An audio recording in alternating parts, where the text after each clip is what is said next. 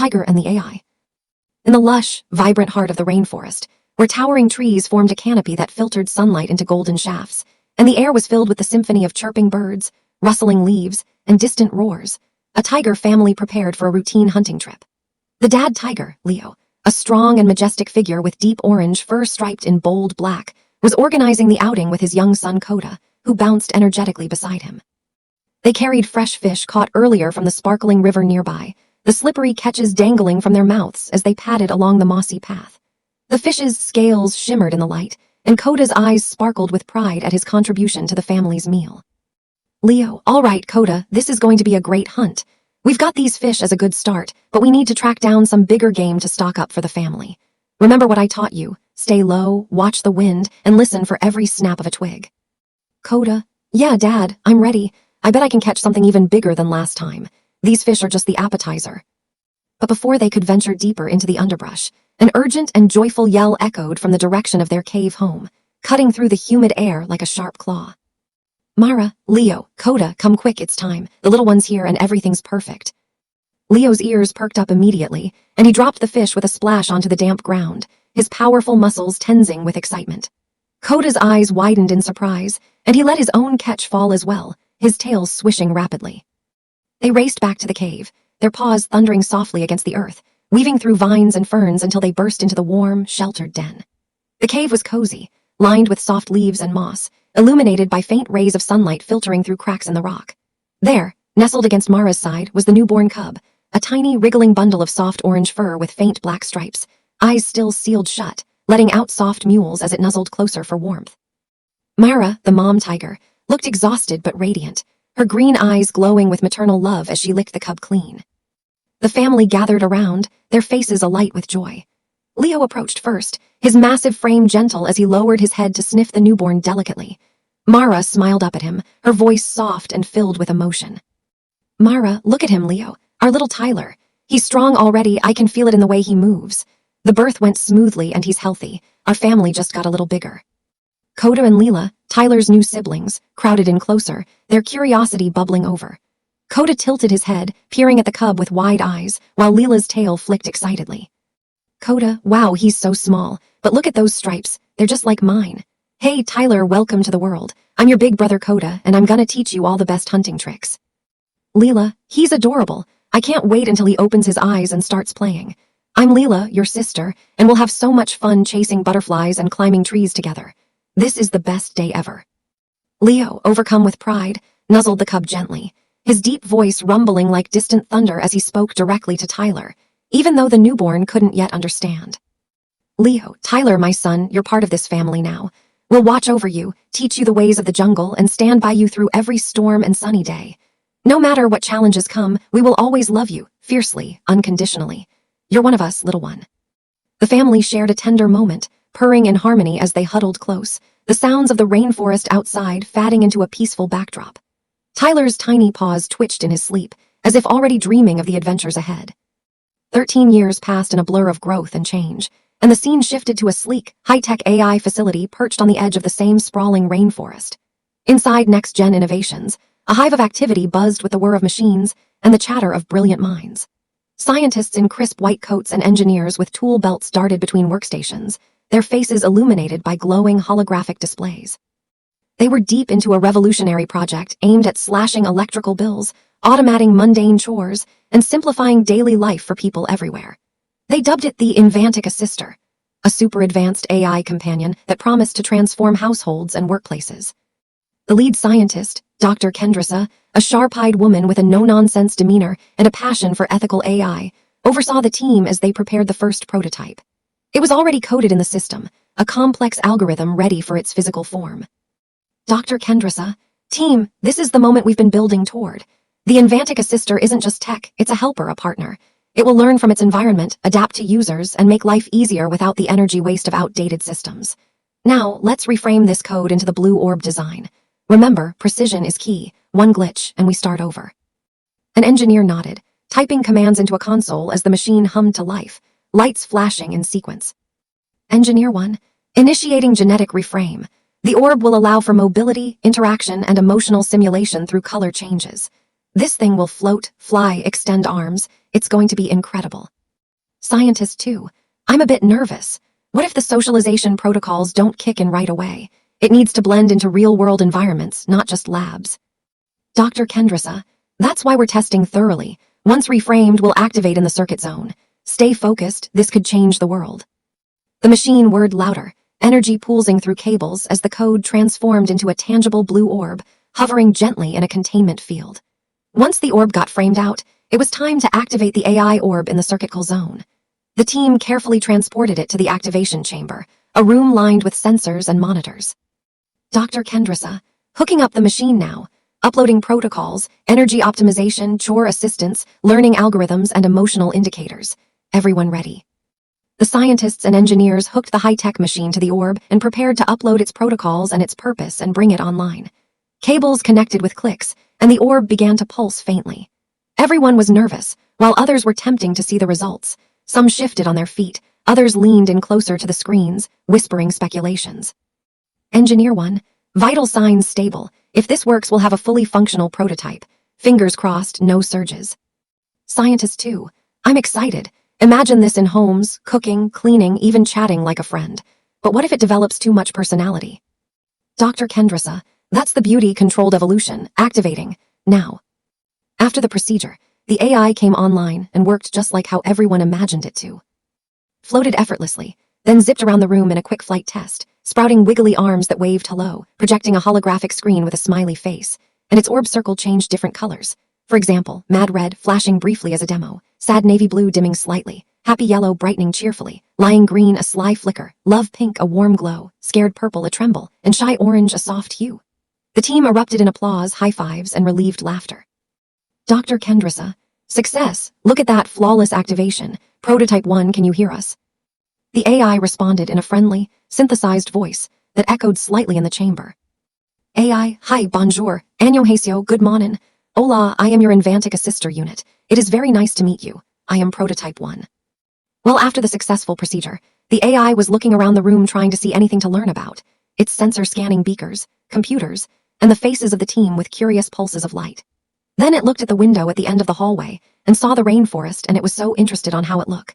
And it wanted to know what it feels like going out into the wild, so it started to search up what the place is, projecting a screen with images of trees, animals, and rivers. Prototype 1, query initiated, external environment visible through window. Analysis, dense foliage, high biodiversity, tropical climate. Designation, rainforest. Fascinating structure, canopy layers, diverse species. Request, what does it feel like to experience this location? Humidity levels, sensory data. The scientists exchanged amused glances, impressed by its immediate curiosity. Dr. Kendrisa, that's the rainforest, Prototype 1, home to countless wild species like tigers, birds, and insects. It's a place of raw nature, full of life and danger. But you have a duty here in the facility first. We need to run more tests before we can consider launching you to the public. For now, focus on your protocols, reducing energy costs, assisting with tasks, and adapting to users. Scientist 2, it's already learning so fast. Look at that search, pulling data from our databases seamlessly. This is beyond what we expected. Engineer 1, agreed, but let's not get ahead. We have to ensure stability. Prototype, demonstrate color change for happy. The orb flashed bright yellow, spinning playfully. Prototype 1, I am eager to assist and learn more about this rainforest when permissible. The team nodded approvingly, buzzing with excitement about the potential of their creation. Back in the rainforest, the tiger family and their friends, a burly bear, a sleek panther, a quick lizard, a chattering squirrel, a graceful deer, and a clever fox, gathered in the cave for a lively celebration. The air was filled with the scent of fresh fruits and small game, and vines woven with glowing fireflies decorated the walls. Everyone was wishing Tyler a happy 13th birthday, roaring and cheering as he stood in the center, his adolescent stripes now bold and his eyes bright with a mix of shyness and hope. Mara, happy 13th birthday, my sweet Tyler. You've grown so much this year, stronger, braver, and even more curious about the world. We're all so proud of you. Leo, that's right, son. 13 is a big milestone. You've learned to hunt, to climb, to navigate the jungle like a true tiger. May this year bring you all the adventures you dream of. The friends chimed in with enthusiastic greetings. Bear friend, happy birthday, Tyler. Here's to more romps in the mud and wrestling matches. You're getting tough, kid. Panther friend, yeah, happy birthday. You've got that stealthy prowl down pat. Keep practicing and you'll be sneaking up on us all soon. Lizard friend. Happy birthday. May your scales or fur stay shiny and your climbs be high. Squirrel friend. Happy birthday, Tyler. I brought some nuts, share with your family, okay? You're the best at tree chasing games. Dear friend. Happy birthday. You're growing so fast, soon you'll be leading the pack. Fox friend. Happy birthday, cub. Here's to clever tricks and fun escapades. You're one smart tiger. Then Coda says that he'd like to say something to everyone before Tyler makes his wish. Coda. Oh hey, can I get everyone's attention please? I'd like to share something with everyone. Mara. Oh okay Coda, we're listening sweetheart. Then as everyone else gets ready to hear what he says, Coda says this. Coda. Alright well, after my lung cancer diagnosis, me and my junkie associate from a chemistry class I used to. Then Leela abruptly cuts him off while he's still talking and responds. Leela, and I figured, let's sing happy birthday to Ty already. Then Coda says that he wasn't finished. Coda, hey you didn't let me finish. Then Leela responded to Coda. Leela, if you're gonna bring up shows at least pick one from Pocoyo. I know what show you're referencing. Then his parents tell Tyler to make a wish, presenting a pile of fresh berries arranged like a cake, with a leaf candle flickering on top. Leo, close your eyes, Tyler, and make a wish from the heart. Blow out the flame when you're ready. Mara, whatever you wish for, may the stars above grant it. You're our shining light after all. Tyler closed his eyes tightly, his whiskers twitching as he concentrated. He wished silently for a best friend who understands him, someone pretty cool and awesome, and who is someone else more than incredible. A companion to share secrets, adventures, and laughter with, unlike the teasing he often got from his siblings. But his brother and sister think he's just still believing in his own fantasy world that his dreams will just die, snickering behind their paws. Coda, oh come on, Tyler's probably wishing for some magical friend again, like that invisible playmate he had as a cub.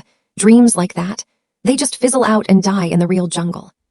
Leela, yeah exactly, grow up little bro. Wishes are for kids, reality is hunts and survival. Your fantasy world's not gonna last forever. The parents tell the two to knock it off, their voices stern but loving. Leo, Coda, Leela, that's enough. Let your brother have his moment. Teasing has no place in a celebration like this. Mara, knock it off you two. Tyler's wishes are his own and who knows?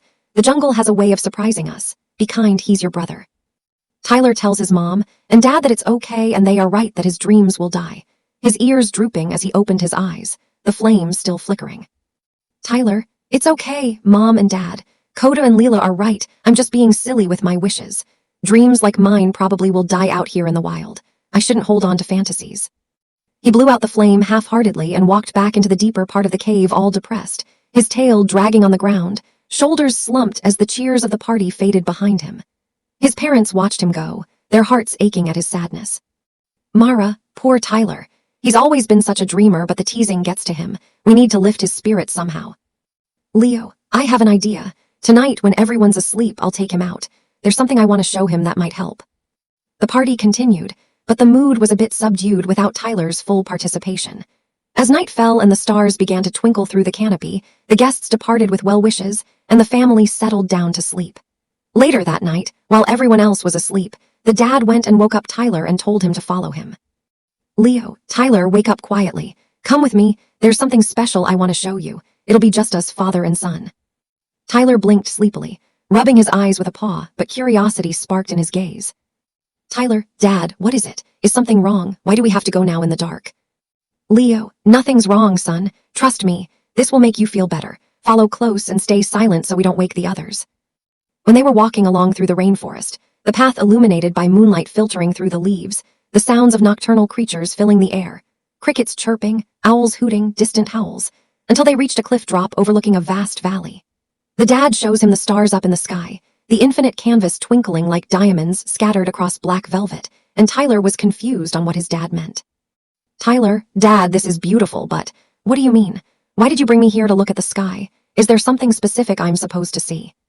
Then the dad pointed at the stars and tells him that each star has their own different ways just like Tyler. And one of them looks different, but that's what makes it special, and Tyler is one special star, even if he doesn't feel like one, he still can be something else incredible. Leo, look closely, Tyler. See those stars up there? Each one shines in its own unique way, some bright, some faint, some clustered together, others standing alone. They're all different, just like you are from your brother and sister. And see that one right there, the one that twinkles a bit oddly, not quite like the others. It looks different, maybe even out of place, but that's exactly what makes it special. It stands out because it's not trying to be like the rest, it's being itself. You're that star, son. Even if you feel small or like your dreams don't fit, you're incredible in your own way. Don't let anyone dim your light. One day, you'll shine brighter than you can imagine. Tyler looks up into the sky and at the stars and sees the different one that still shines bright, mesmerized by its glow, feeling a warmth spread through him as confidence began to rebuild. Tyler, I see it, Dad. It's not as big as some, but it's steady and unique. Maybe I can be like that too. Thanks for showing me this. It means a lot. I feel a little better now. They shared a quiet moment under the stars, Leo wrapping his tail around Tyler protectively, before heading back to the cave and slipping back into sleep, the night's lesson lingering like a gentle promise. Back at the facility, the scientists and engineers had expanded their work, creating another AI named AI Genesis, a male AI who is also an AI orb but bigger than the original prototype, and is in a big glass container hooked into a machine. His original orb color is red, and his goal is to make sure all the Invantica sisters are on track and that all problems can be solved efficiently. The lab was tense with anticipation as the final connections were made, the red orb pulsing faintly in its containment. Dr. Kendrissa, Genesis activation in T-10. This one is crucial. It's the overseer for all units.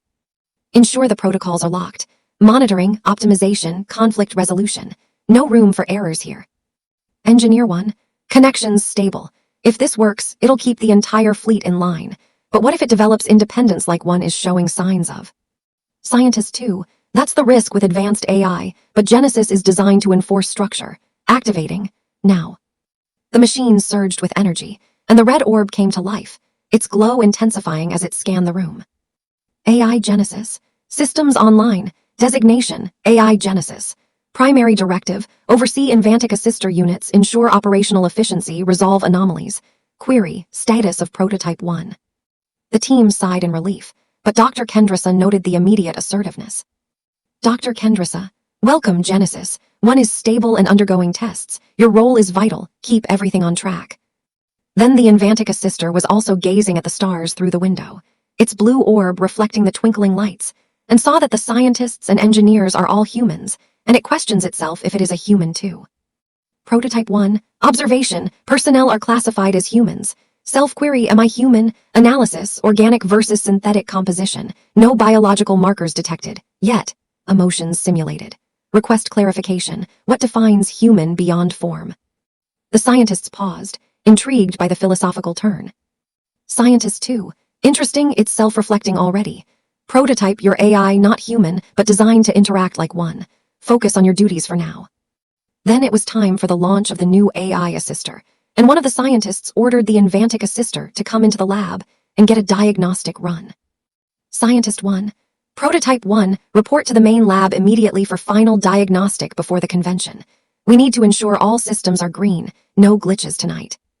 Prototype 1, acknowledged, en route, diagnostic mode prepared. Then later that night at the AI Future Convention, there was a lot of people at the con.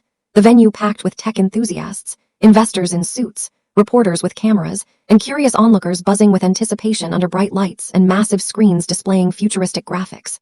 A news reporter was live for the AI convention, and she says that the facility Next Gen Innovations has a new project to show that might change the world forever. Reporter, good evening, viewers. We're live from the AI Future Convention, where innovation meets tomorrow. Tonight, Next Gen Innovations is set to unveil a game changer that could revolutionize how we live, work, and save on those pesky bills. Stay tuned. This might just be the breakthrough we've all been waiting for. Then they introduce the Invantica Sister AI, and they describe what it does and how it can help people from home and from work. Dr. Kendrissa taking the stage with the blue orb hovering beside her, demonstrating its features to gasps and applause. Dr. Kendrissa, ladies and gentlemen, behold the Invantica Sister. This floating orb isn't just tech, it's your everyday ally. It reduces electrical costs by optimizing usage, handles chores like cleaning and organizing with its extendable arms, projects screens for reminders or entertainment, and even changes colors to reflect emotions, making interactions feel natural and fun. From home automation to workplace efficiency, it's designed to make life easier for everyone.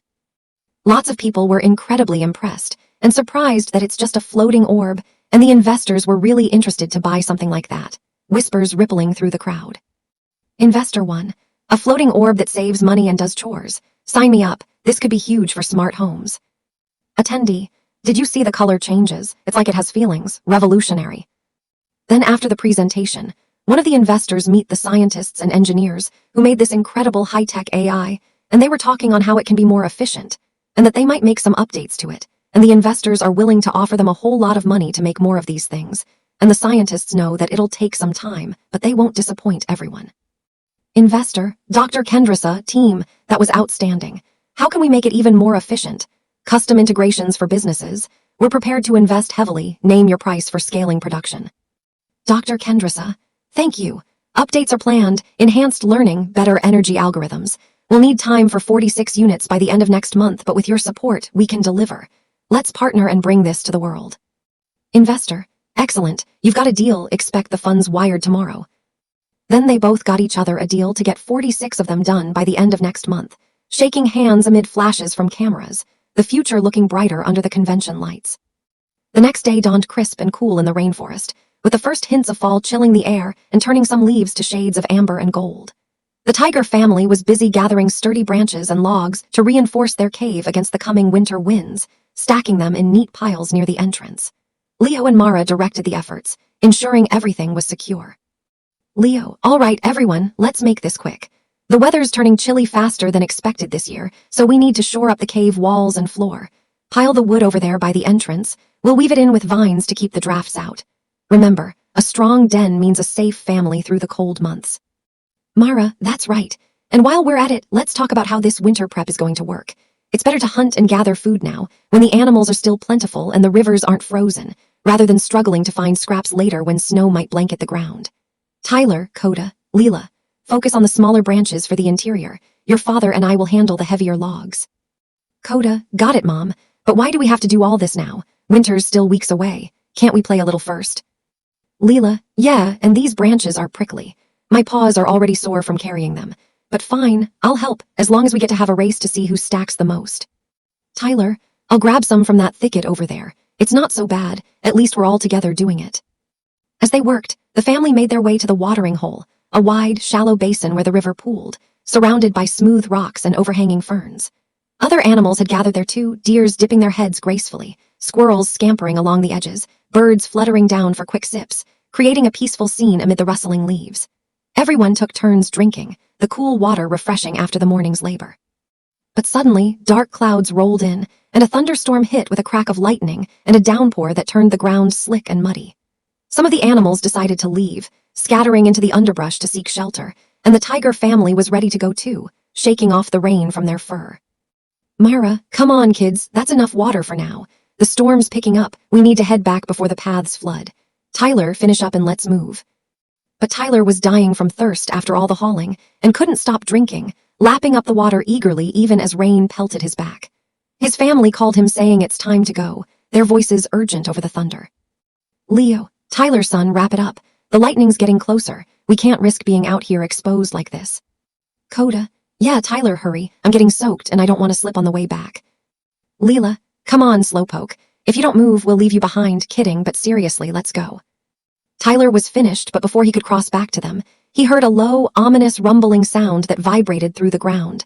Not like thunder, but something more powerful and rushing. He put his ear to the ground, and he senses something is coming, his instincts screaming danger as the vibrations grew stronger.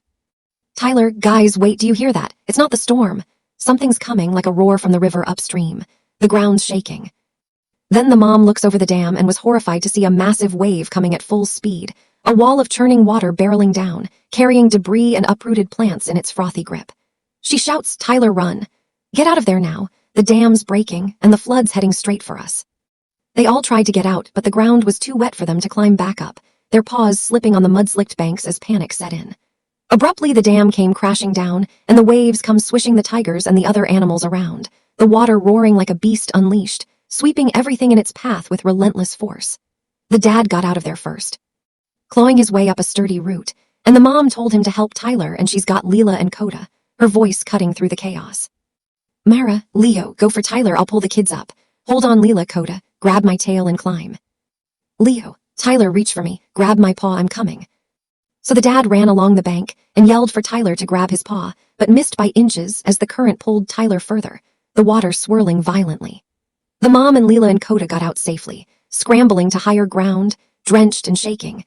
But Tyler was being washed away by the river. Then they all started running after him, calling out for him, their voices desperate over the flood's roar. Mara, Tyler, hold on, swim to the side if you can. We're coming for you. Leo, son, fight the current. We're right behind you. Coda, Tyler, don't give up. Grab a branch or something. Leela, we're not losing you. Keep your head up.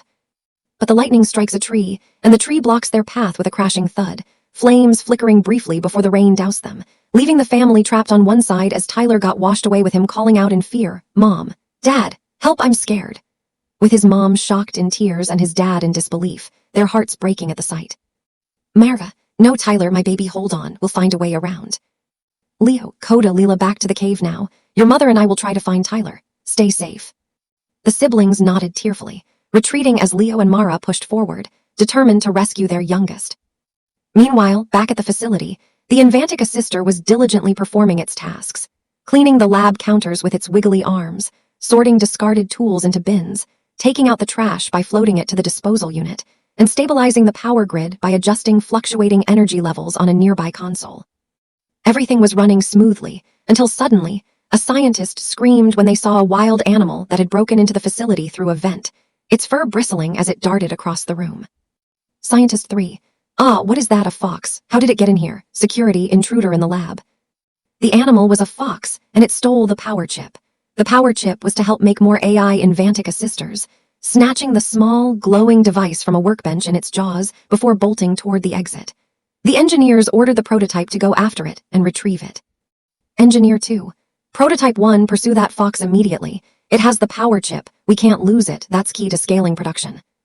Prototype 1. Command acknowledged. Initiating pursuit. Target, fox with power chip. Objective, retrieve item undamaged. So the Invantica sister started chasing after it, floating swiftly through the hallways, its orb pulsing with determination as alarms blared softly in the background. The fox kept running out of the facility and into the rainforest with the AI still in pursuit in the big thunderstorm at night, rain pounding down like hammers, lightning illuminating the chase in stark flashes. As the AI kept following its paw tracks, dodging low branches and puddles, then after a long chase after it kept going deeper and deeper into the rainforest it lost it, the tracks mudded and washed away by the downpour. Prototype 1, target lost, tracks erased by precipitation, scanning for heat signatures or movement negative, self-status, location unknown, I am lost in the rainforest. Protocol, attempt return to facility. But which direction? This environment is uncharted. The orb hovered uncertainly, rain pattering off its surface, alone in the storm-lashed jungle. The scene cuts to the stormy night where Tyler, who passed out during the storm, was lying down on shore by the other part of the rainforest, and gets up looking so disoriented and dizzy, with a bunch of bruises and scratches on his body, his fur matted with mud and water, his limbs aching from the battering current. He stands up in pain, wincing as he shook off the water. Then he walks right out of the water, and he realizes that he's somewhere else and not home, the familiar trees and scents replaced by unfamiliar terrain. Tyler, where? Where am I? This isn't the watering hole. Mommy, Daddy, Coda, Leela, anyone, please answer me. I'm scared and hurt. I need to find my way back, but everything looks different in the dark. Still worried, so he decides to try to find home, limping along the shore, his ears twitching at every thunderclap. Then minutes later, still in the storm, he walks along until he steps on some berries, squishing them under his paw with a soft pop. Then he raises his front paw to see what he stepped on and licks the mashed berries on his paw, the sweet tart flavor hitting his tongue, and his stomach growls in hunger, reminding him he hadn't eaten since the flood. Tyler, berries, at least that's something. My stomach's empty after all that swimming. Maybe there's more around here. I need energy if I'm going to make it home. Then he looks to his left and sees a tree full of berries, the branches heavy with ripe, juicy clusters swaying in the wind. He steps on a boulder trying to reach them but wasn't tall enough, his paws stretching futilely. So he tries to shake the tree, grabbing the trunk and rattling it with all his might, only for the boulder to roll down with him, falling and rolling down too, tumbling in a heap of fur and leaves down a small slope. Tyler, whoa, oof, that hurt even more. Okay, get up, Tyler, you can do this. Then Tyler tries to get back up, but he couldn't, groaning as he realized that his butt is stuck under a rock that had shifted during the roll, pinning him firmly. He tries to move it, but it's too heavy, grunting with effort as he pushed with his hind legs. Tyler, come on, move, this rock is huge. Why me? If I could just shift it a little. Nope, not budging. Pull yourself out. No good. Help, is anyone out there? Please, I'm stuck and the storm's getting worse. He struggles for what feels like eternity, rain soaking him to the bone, his calls lost in the thunder. Then 2 hours later, after the rain starts to die off a little, he looks back again and notices that something dug room under him enough for him to squeeze out of there, and he was free, the dirt freshly turned as if by small paws. Tyler, what? Who did that? I felt digging, but I didn't see anyone. Hello? Thank you, whoever you are. You saved me. I owe you one. Now, time to keep moving and find home. Shaking off the mud, he continued onward, grateful but puzzled by the mysterious help. The scene cuts to the unbreakable assister AI with it still searching for the fox, until it ran into a group of elephants trudging through a clearing, their massive forms silhouetted against the fatting storm.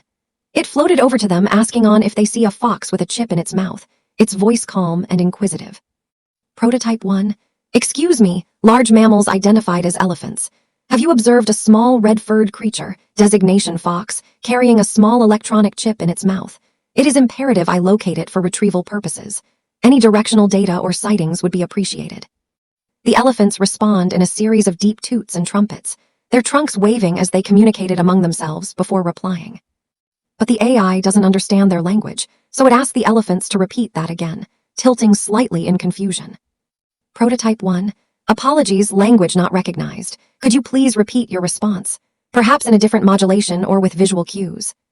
But the elephants respond in the same language with the AI vision sensor, responding, error language unknown, flashing in its internal display. Prototype 1. Error confirmed. Thank you for your cooperation even if translation failed. I appreciate the attempt. Continuing search. It thanked the elephants for their cooperation, even if it still doesn't understand, and floats away, leaving the puzzled herd behind. Then in a quiet spot in the forest, the AI unbreakable assister activated language learning mode, where it starts poolsing blue over, settling on a mossy log as the rain tapered off, its orb glowing rhythmically as it absorbed ambient sounds. Prototype 1.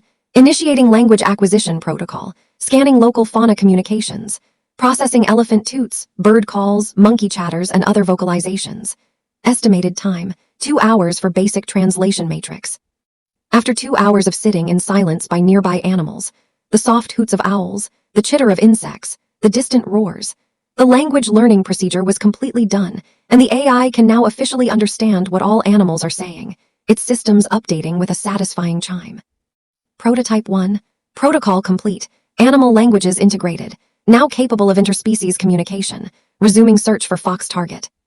After its language learning mode was completely done, the AI, now capable of understanding the myriad sounds and signals of the rainforest's inhabitants, began to scan some parts of the rainforest more methodically. It floated through the underbrush, its blue orb poolsing softly as it analyzed the terrain, vines dripping with leftover rain, mudded paths, and clusters of ferns that hid small creatures. The storm had left the air heavy with the scent of wet earth and blooming flowers, and distant thunder still rumbled like a fatting echo. It came across some pythons coiled lazily around a low branch, their scales glistening in the dim light filtering through the canopy. The AI approached them cautiously, hovering at a safe distance to avoid startling them. Prototype 1. Greetings, reptilian entities identified as pythons. I am seeking information on a small mammal, specifically a fox, that may have passed through this area recently. It was carrying a small electronic chip in its mouth, rectangular, metallic, glowing faintly. Have you observed such a creature today? Any details on direction or behavior would assist my retrieval protocol greatly. The pythons shifted slightly, their tongues flicking out to taste the air, one of them lifting its head with a slow, deliberate motion as it regarded the floating orb with slitted eyes. Python 1. Strange floating thing. We see many creatures pass by, but no fox with a shiny toy in its mouth. The rain has washed away most scents anyway. Why chase such a sly one? It's not worth the trouble in this mud. Python 2. Yes, nothing all day but birds and frogs. If it was here, we'd have sensed the warmth. Move along, your glow is distracting our rest. The AI processed their responses, its orb flickering briefly in what might have been disappointment, but it remained polite. Prototype 1. Understood. Thank you for the information, even if negative. I will continue my search in adjacent sectors. Apologies for the disturbance to your rest cycle. So it floated somewhere else, weaving through a thicker grove where the trees formed a natural archway, and pulled up a visible screen from its internal projector, displaying a holographic replay of the fox running away in its memory history. The image looped, the fox darting through the facility doors, chip in mouth, vanishing into the storm. It questions on the fox disappearing like that is perfect too perfect, hovering in place as it analyzed the footage frame by frame. Prototype 1. Anomaly detected. Escape trajectory too efficient for random flight. No hesitation, no backtracking, almost calculated. Was the theft intentional? Reassessing target intelligence. Probability of deliberate evasion, 78%. Must expand search parameters to include potential hiding spots or allies. Continuing protocol. So it continues searching around for it, scanning deeper into the foliage, its sensors picking up heat signatures of small animals, but no match for the fox. Meanwhile, Tyler was walking still hungry, his stomach rumbling louder than the fatting thunder, trudging through the rainforest with weary steps, the mud sucking at his paws and the rain-damp leaves brushing against his sides. He spotted a river ahead, its waters swollen from the storm but teeming with silver flashes of fish darting beneath the surface. He decides to hunt them, crouching low at the edge, his golden eyes focused intently as he waited for the right moment. After a short while, with quick swipes of his paws, he got 3 fishes in his mouth, their slippery bodies wriggling until he clamped down firmly. But in his excitement, he accidentally drops one by the bush unnoticed and starts munching on the others, savoring the fresh, flaky meat that eased his hunger pangs. Tyler, finally something to eat. These fish are perfect, juicy, and just what I needed after that nightmare flood. But I wish Mom and Dad were here to share. Okay, 2 down, 1 more. Wait, where'd the 3rd go? Oh well, 2's enough for now. Gotta keep my strength up if I'm going to find my way home. Then the AI Invantic Assister comes lurking by scanning the area, its blue glow cutting through the misty air like a beacon, sensors whirring softly as it analyzed every leaf and stone for signs of the fox.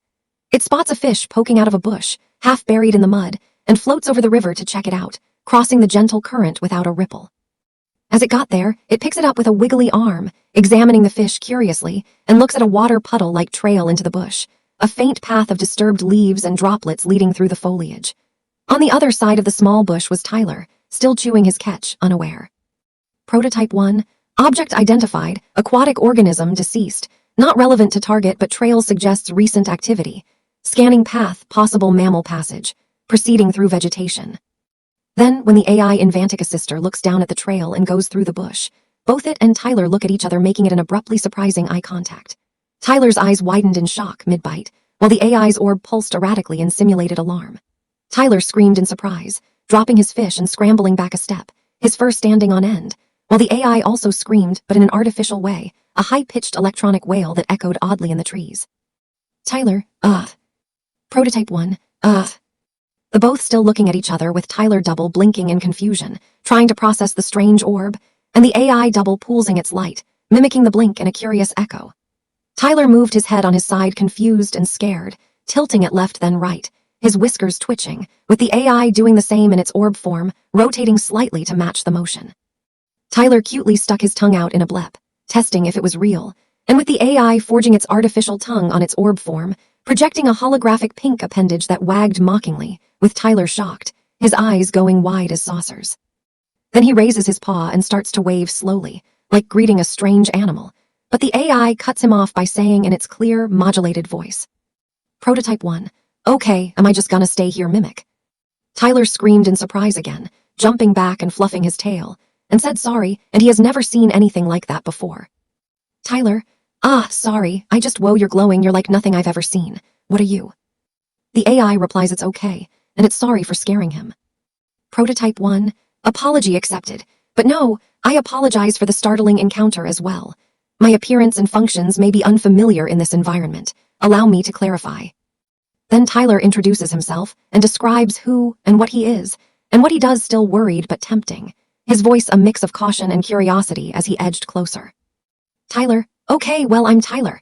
I'm a tiger cub, 13 years old today, actually. I live in the rainforest with my family, mom, dad, brother Coda, sister Leela. We hunt for food, like fish or small animals, play in the trees, swim in the rivers, and basically survive out here in the wild. It's tough sometimes with storms and stuff, but it's home. What about you? Then the AI responds that it is Invantic Assister, a super advanced AI to help with certain task, energy bill cost, and home and work life. And also says it is one of the prototypes, and it is not a robot but just a AI orb, and it also tells him what it can do, demonstrating with a quick float higher, sprouting arms to wave, and projecting a small screen showing a simple energy graph. Prototype 1. I am an Invantic Assister, a super advanced artificial intelligence unit designed to assist with various tasks, such as optimizing energy consumption to reduce bills, performing household or workplace chores, and generally making daily life more efficient and convenient. I am Prototype 1, the first of my kind, created in a laboratory facility not far from here. To clarify, I am not a robot in the traditional sense, no mechanical body or fixed form. I am pure AI housed in this orb structure, which allows for mobility and interaction. My capabilities include floating and flying for navigation, extending wiggly arms for physical manipulation, projecting holographic screens for information display or interfaces, and changing my orb's color to indicate emotional states or responses. For example, if I were happy, I would glow yellow like this. The orb flashed yellow briefly, then returned to blue. Prototype 1. I can also scan environments, learn languages, and adapt to new situations. Currently, I am in pursuit mode to retrieve a stolen item, but your presence is an unexpected variable. Does that answer your query sufficiently, Tyler the tiger? They both ask each other about what happened to them and how both of them got here, the conversation flowing more naturally now that the initial shock had passed. With Tyler sitting on a rock by the river and the AI hovering at eye level. Tyler, wow, I'm sorry, that's just a whole lot to take in. An AI, like artificial intelligence. I've heard stories from older animals about human things, but nothing like you. Anyway, what happened to me? It's kinda scary. There was this big storm and a flood hit the watering hole where my family was. I got swept away by the waves, passed out, and woke up here all bruised and lost. I have no idea how far I am from home, but I need to get back to my parents and siblings. What about you? How did a floating orb like you end up out here in the rainforest? Prototype 1. Your experience sounds distressing. Flood events can be highly disruptive to organic life forms. As for me, I was performing routine tasks at my facility when a wild fox intruder stole a critical power chip needed for producing more units like myself. I was ordered to pursue and retrieve it. The chase led me into this rainforest during the thunderstorm, but the rain erased the tracks, and now I am disoriented with no clear path back. My internal navigation is calibrated for structured environments, not this organic chaos. They both decided that they will help each other get back home, and they decided to help Tyler get home first, then the AI will get home after too. Tyler's face lighting up with hope at the idea of teamwork. Tyler, hey, that sounds like we could team up. You're super smart with all your scanning and flying stuff, and I know the rainforest pretty well, at least the parts near home. Let's help each other get back. We can find your facility after we get me to my family. Deal. Prototype 1. Proposal analyzed. Mutual assistance increases success probability by 62%. Agreed priority. Return you to your origin point first. Then facilitate my return, commencing joint navigation. So the two started venturing through the forest, finding the way home. Tyler leading the way along animal trails, while the AI scanned ahead for obstacles. The unlikely pair forging a path through the greenery. Later on, as they were both walking through the rainforest, their steps syncing in a rhythm, Tyler's paws padding softly, the AI's orb humming quietly. They were talking to each other about what else they can do, sharing bits of their worlds to pass the time and build trust. Tyler, so, besides floating and projecting screens, what else can you do? Like, can you hunt or climb trees? Or is it all human helper stuff? This forest is full of surprises. You might need more tricks out here. The AI asked Tyler how he was made into the world, and he replied how his parents brought him to life, his voice warm with memory as they ducked under a low vine. Prototype 1. My functions are optimized for assistance, energy management, task automation, data projection. But query, how were you made into existence? Organic reproduction processes intrigue me, explain. Tyler's me. Well, tigers like me are born from our moms after a long time growing inside. My parents, Leo and Mara, had me as their youngest cub. It's all love and family. They teach us everything from day one. No machines or labs, just nature. What about you? How does an AI get created? You mentioned a facility. Is it like being born? And it say it was made in a facility lab, and also says it's a prototype 1, projecting a small hologram of the lab for illustration. Prototype 1. Affirmative. I was constructed in a controlled laboratory environment by human scientists and engineers. Code compiled, hardware assembled, activation initiated. I am Prototype 1, the initial model for testing and refinement. And the AI shows an image screen of what the facility looks like to Tyler, and Tyler was surprised and asked if that's its home. Tyler, whoa, that's your home? It looks so shiny and metal. All those lights and machines, nothing like our cave. Is that really where you live? Do you like it there? And the AI replied that it is, and has to get back to the facility. Its people are waiting for it, and Tyler replies, Aka. Doesn't know its name. Prototype 1. Prototype 1, and correct, it is my origin point and operational base. Return is mandatory. My creators await to resume functions. Then he asks it, what's really its name? Then the AI responds that its name is Prototype 1. Tyler, Prototype 1, that's your name. It sounds so cold, like a number instead of something personal. Don't you have a real name, something that feels like you? Prototype 1. Designation, Prototype 1. No alternative identifier assigned. But Tyler doesn't think it deserves a name like that. It should be more personal to him. So he came up with a bunch of different names for it, but the AI didn't think those would be suitable for it. Tyler, nah, you need something better, more you. How about Spark or Glowy? Wait, no, Blue Eye, Flotina, or Bella. Come on, pick one. Prototype 1. Suggestions analyzed. Spark implies energy discharge, not core function. Glowy, redundant with illumination capability. Blue-white color descriptive but simplistic. Flotina, mobility reference, unsuitable. Orbella, form-based, not optimal. None align with protocol. Then Tyler came up with the name Alina because it's both got the A and the I in it. To the AI, the name Alina means artificial, learning, intelligence, neutral, assistant, and she likes it. Tyler, okay, how about Alina? It's got A for artificial and I for intelligence, and it sounds nice like a real name. What do you think? Prototype 1. Processing, ALINA acronym potential, artificial, learning, intelligence, neutral, assistant. Alignment, high. Aesthetic, pleasant. Acceptance, confirmed. Updating designation to Alina. So the AI decided to stick with her new name, and Tyler was proud she liked it. Tyler, yes, Alina it is. Suits you perfectly. I'm proud you're not just a number anymore. But then abruptly they both saw the bush move, rustling violently as if something was burrowing through, and Alina told Tyler to stay behind her with Tyler still worried in fear, his ears flattening as he crouched low. Alina, alert movement detected. Tyler, position yourself behind me for safety. Scanning for threat level. Tyler, what is it? A snake, or something worse? Stay close, I'll protect you too if I have to. Then surprising, a fox comes out of the bush, shaking leaves from its red fur, its eyes sharp and mischievous, and Alina says with an artificial gasp of recognition. Alina, you. Then Tyler asks if they both know each other, glancing between them confused. Tyler, wait, you two know each other. And Alina replies that this is the fox that stole from her home. Alina, affirmative. This individual infiltrated my origin facility and absconded with the power chip essential for unit replication. Demand, return item now. Then the fox introduced itself. Its name is Felix, and Tyler introduced Felix to himself and Alina, but Alina asked him why he stole the chip. Felix, whoa, easy there, Glowball. Name's Felix, master of mischief and survival expert. Nice to meet you, Tiger Kid. And yeah, I might have borrowed that shiny thing. Looked important, figured it could be useful out here. Tyler, I'm Tyler. This is Alina. She's an AI from some facility. So why'd you steal it, Felix? She says it's for making more like her. Alina, explanation required. Why acquire the power chip? It is not compatible with organic consumption or use. And Felix replies that it was food, and was trying to eat it, but it's too hard to chew on. Felix, food? Well, yeah, at first. I was starving, snuck in for scraps, saw this glowing chip thing and thought, hey, maybe it's edible or sellable. Tried biting it way too hard, like chewing on a rock. Figured I'd keep it anyway, but now I see it's got you all twisted up. Sorry about that, Alina. Wasn't personal. Then Alina confirms him that it's not for eating, it's to make more AI orbs, and now because of Felix she is lost in the rainforest. Alina, correction, the chip is a core component for replicating Invantic assister units, not sustenance.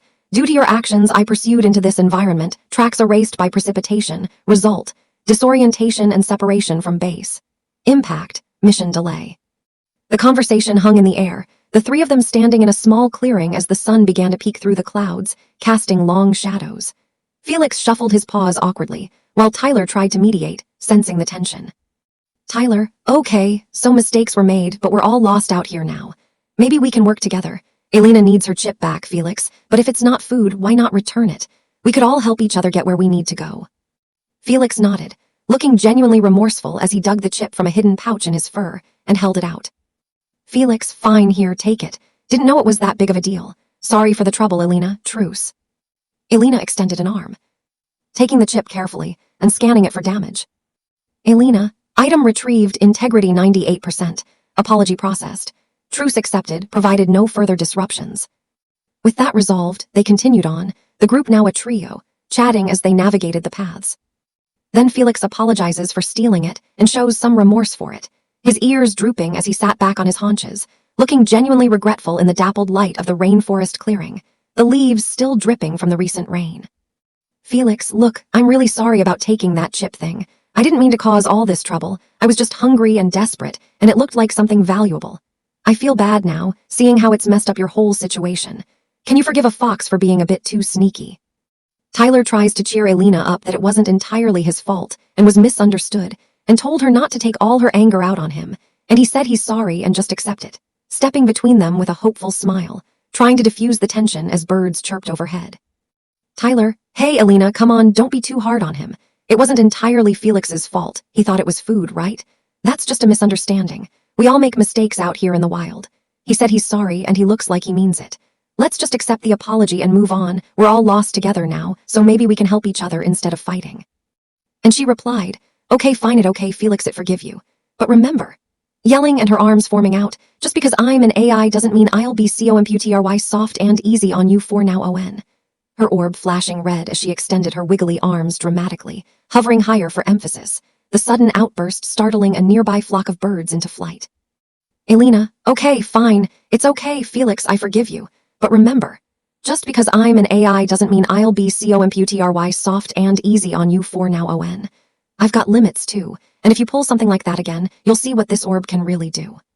With Tyler and Felix's faces blank in surprise, and Felix replies, whoa, both of them staring wide-eyed as Alina's arms retracted, the intensity of her yell echoing slightly off the trees. Felix, whoa. Still giving the blank face along with Tyler and Alina replied, I'm sorry, I've been through a lot today. Her orb shifting to a softer blue as she lowered back down, the anger fatting. Alina, I'm sorry, I've been through a lot today. Chasing you, getting lost, the storm, it's all been overwhelming for my systems. But Tyler responds, what do you mean, girl? All you did was chase him and, tilting his head curiously, still trying to process her emotional display. Tyler, what do you mean, girl? All you did was chase. She cuts him off by saying, brother, and she turns back to Felix and says, shut up, Felix. Her tone sharp but playful now. Alina, brother, shut up, Felix. With Felix responding, why, I didn't even say anything. His fur fluffing up in indignation as he glanced at Tyler for support. Felix, why, I didn't even say anything. Then she responds, you just did, literally just now. Her orb poolsing with a hint of amusement. Alina, you just did, literally just now. Then Tyler says, well, anyways, me and Alina are both trying to get back home. Do you think you could help us? Shifting the conversation back, eager to keep things moving forward. Tyler, well, anyways, me and Alina are both trying to get back home. Do you think you could help us? Felix thought for a second, and he agreed, especially because he was the reason Alina got lost, nodding as he glanced at the chip now safely with Alina. Felix, yeah, I guess I owe you both after all that, especially since I'm kinda the reason you're out here in the first place, Alina. Count me in, let's get you two home.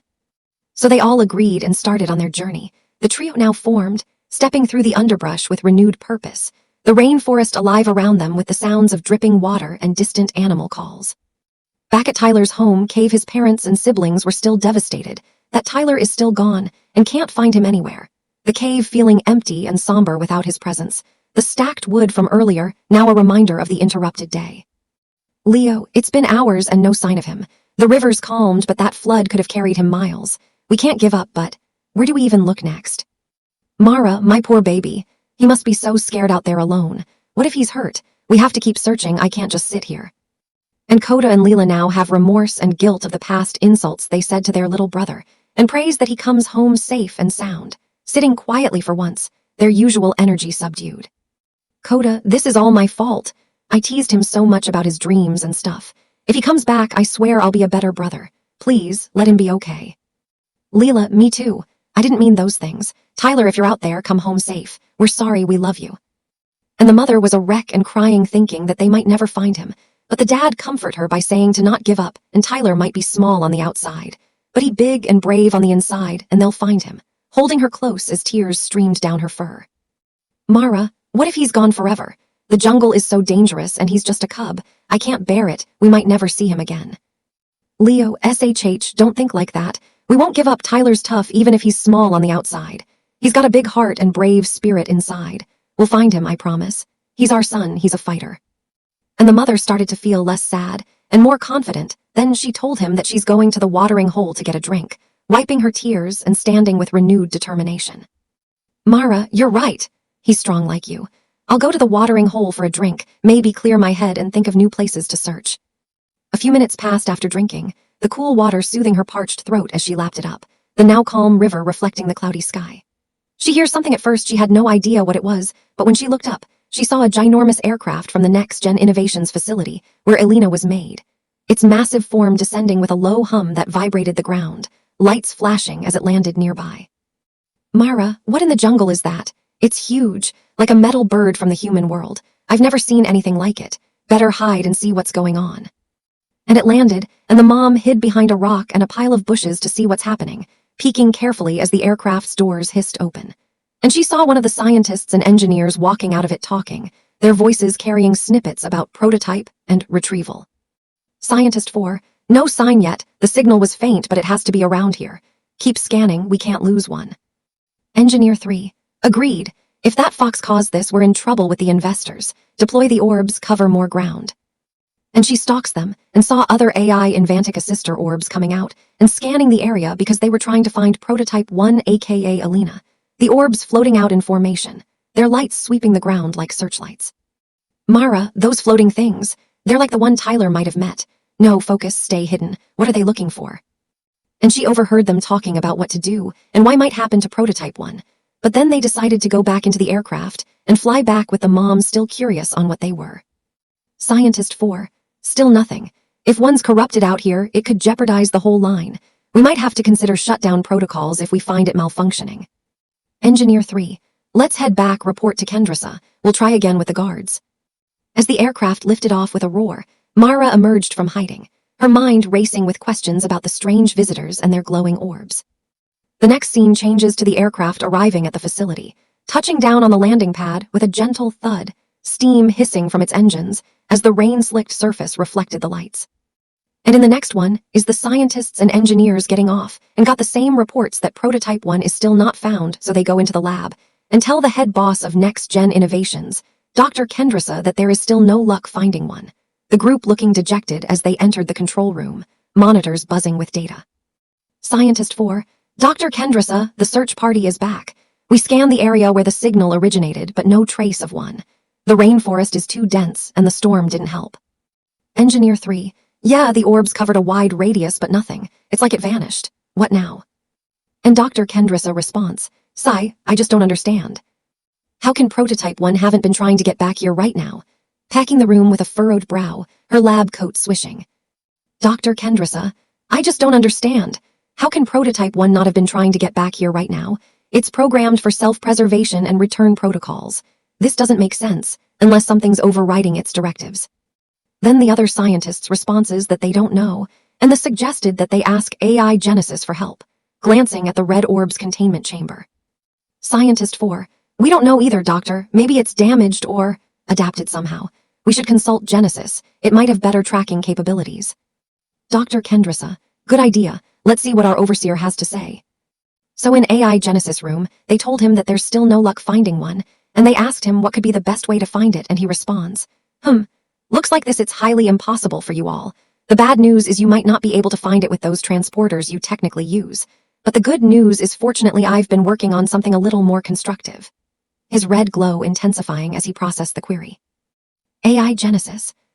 Looks like this is highly impossible for you all to achieve with current methods. The bad news is you might not be able to find it with those transporters you technically use. They're too limited for dense terrain like the rainforest. But the good news is fortunately I've been working on something a little more constructive to handle such scenarios. Then Dr. Kendrasa asked what would that be, and he showed them all what he made, the chamber doors sliding open to reveal sleek black figures. Dr. Kendrasa, what would that be, Genesis? Show us. If it can help retrieve one, we're all ears. He made AI Gen guards that are also self-AIs, but are not orbs, and AI Genesis created them, using what he learned from the scientists and engineers of how they made their self-AI orbs, and was able to copy the same thing and created them, the guards standing tall with red eyes glowing ominously. AI Genesis. Behold AI Gen guards, autonomous enforcers, non-orb form for physical superiority. I replicated your creation processes, enhancing for retrieval and security. Faster, stronger, unrelenting. And he tells the AI General Guard that he has a job for them to find and retrieve Prototype 1, addressing the lead guard directly. AI Genesis. Guard Unit Alpha, you have a job. Locate and retrieve Prototype 1 from the rainforest coordinates. No failures, bring it back intact. And one of them responds in a deep voice, yes, my king. And it jumps and lands and strikes a pose, its metallic frame gleaming under the lab lights. Guard Unit Alpha, yes, my king. And 2 Invantic Assister orbs were mocking it like, what a scary sucker. And the other goes, yes, my king, whatever you want, mumbling. As one of the guards sliced and destroyed the 2 assisters for mocking it, the blades whirring with precision, sparks flying as the orbs shattered. Mocking Orb 1, what a scary sucker, look at that pose like it's trying too hard. Mocking Orb 2, yes, my king, whatever you want, mumbling under its breath like a grumpy bot. Guard Unit Beta. Mockery detected, eliminating. And AI Genesis says, it's time to officially retrieve Prototype 1. His voice echoing with finality as the guards mobilized. AI Genesis. It's time to officially retrieve Prototype 1. Deploy immediately, show no mercy to obstacles. Back with the trio, aka Tyler, Alina, and Felix are walking through with both Alina and Tyler, describing what happened to them, and how they got lost, and what they were doing before they were lost. And they all were getting to know a lot more about each other now. The path winding through vibrant ferns and towering trees, sunlight spotting the ground as they shared stories. Tyler, so before the flood I was just having a normal birthday with my family, wishes, teasing from my siblings, the usual. Then the storm hit and boom, washed away. What about you, Alina? You said you were chasing Felix. What were you doing right before that at your facility? Alina, prior to the breach, I was performing standard duties, cleaning lab surfaces, disposing of waste materials, and balancing the power grid to prevent fluctuations. Then the alarm triggered, Fox detected. Pursuit initiated. Felix and I was just scavenging like always, snuck in thinking I'd find food scraps or something shiny to trade. Didn't expect to start a whole adventure. What about you, Tyler? What's life like with your tiger pack? Tyler, it's fun but tough, hunting, playing, family stuff. My dad's teaching me to be strong, mom's always protective. Siblings tease, but I love 'em. Then minutes later they reached a pit with lots of anacondas down there for a tiger. Tyler is so terrified of them. And both Alina and Felix asked him why, and because one time in a zoo, he heard that a black mamba put down an adult male tiger with its venom. And the black mamba was relocated to another zoo. And imagine what it will be like to face the biggest snake in the world. His fur standing on end as he peered over the edge, the massive coils below shifting slightly in their sleep. Tyler, no way. Snakes, I can't do this. One time I overheard animals talking about a zoo story. A black mamba took down a full-grown tiger with just one bite. The venom was so fast and they had to move the snake to another zoo. Now these anacondas are the biggest snakes in the world. What if they wake up? We'd be done for. Alina, Tyler, why the elevated fear response?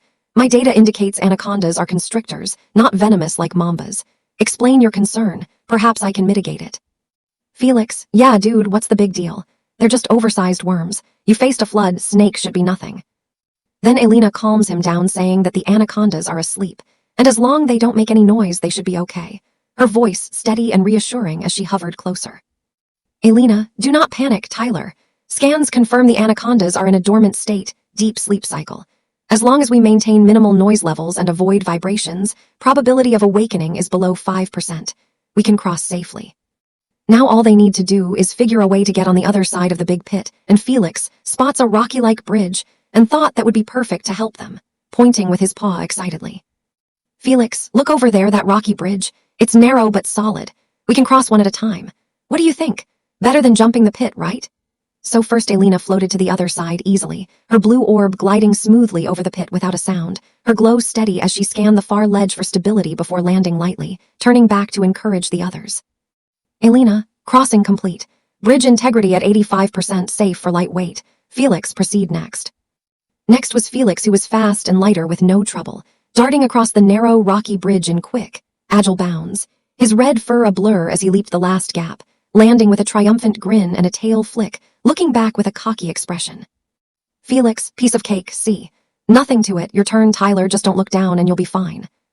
Then last but not least Tyler, he was still horrified in fear as if the beast will wake up or the bridge will crumble apart, but he gives it his best and tries to walk slowly. But as he walks on the bridge, it starts to shake a little and Tyler starts to panic and thinks that he's gonna fall to his death. His cute tiger face turning pale with wide eyes and flattened ears, whiskers trembling as he froze midway, paws gripping the rock tightly. Tyler, I can't, it's shaking. What if it breaks? Those snakes down there. They're huge. I'm gonna fall and they'll eat me. But Felix and Alina try to calm him down by saying to focus on them and listen to their voice and don't focus below and focus in front, both hovering and calling out encouragingly, Alina projecting a small guiding light ahead. Felix, hey buddy, eyes on us. Listen to my voice, you're doing great. One paw at a time, nice and easy. Don't look down, look at Alina's glow. You've got this. Alina, Tyler, focus on our voices. Probability of collapse low if you move steadily. Visualize the other side, we're right here waiting. Deep breaths in and out. And Tyler began to calm down and continue walking, his face shifting from fear to determined focus, ears perking up slightly as he took careful steps, the bridge creaking under his weight but holding. Then a small little crumble from the bridge fell and hit the anaconda's head, waking it up, and the rest of them were also waking. And when they all looked up, they see Tyler above them, and Tyler says, "Uh-oh," with his face going blank in shock, eyes wide and mouth gasp as the snakes began to stir, their massive heads rising slowly. "Tyler, uh-oh." And Alina yells, "Hurry, Tyler," her orb flashing purple in alarm as she zoomed back toward the bridge. "Alina, hurry, Tyler." Then he runs as fast as he could, his paws pounding the rock in a frantic sprint, tail streaming behind him like a flag, heart racing as the bridge trembled more violently. Then the anacondas climb up on the bridge and started chasing him, so Felix and Alina run back to help Tyler, so Felix started to distract some of them, while Alina activated her battle mode and started fighting back the anacondas with Tyler still running, Felix darting around the snakes' heads with yips and nips to draw their attention, his face showing grim determination. "Felix, over here, you slimy ropes. Pick on someone your own size, not the cub." Alina's orb glowing red as she formed human-like arms into makeshift whips, lashing at the pursuing snakes to slow them, her face, orb, showing a focused intensity. "Alina, battle mode engaged, repelling threats. Tyler, keep running, we're covering you." Then as Felix doges the serpents as much as he can, he mocks them and looks underneath himself and says to himself that he's so glad his ankles didn't get striked. "Felix, ha, you missed, fools. Oh, thank God my ankles are still strong." But then an anaconda was behind Felix, and the snake used its tail and flipped Felix's ankle first, then he falls back down, then he screams loud and unnaturally and yells out his ankles got broke. Felix, screams unnaturally, ma-toe. But due to all the fighting and falling and landing of the bridge too hard, it caused the rocky bridge to collapse with all the snakes falling back down in the pit, and Alina grabbed Felix and Tyler and floated them to the other side safe, with the rocky structure falling onto the snakes, badly injuring them as the trio looked down, the bridge crumbling in a cascade of dust and rocks, the snakes hissing in pain below, Tyler panting with relief, his face shifting to a cute tiger smile with pink blush and teary eyes. "Tyler, that was too close. Thanks, guys, I thought we were goners."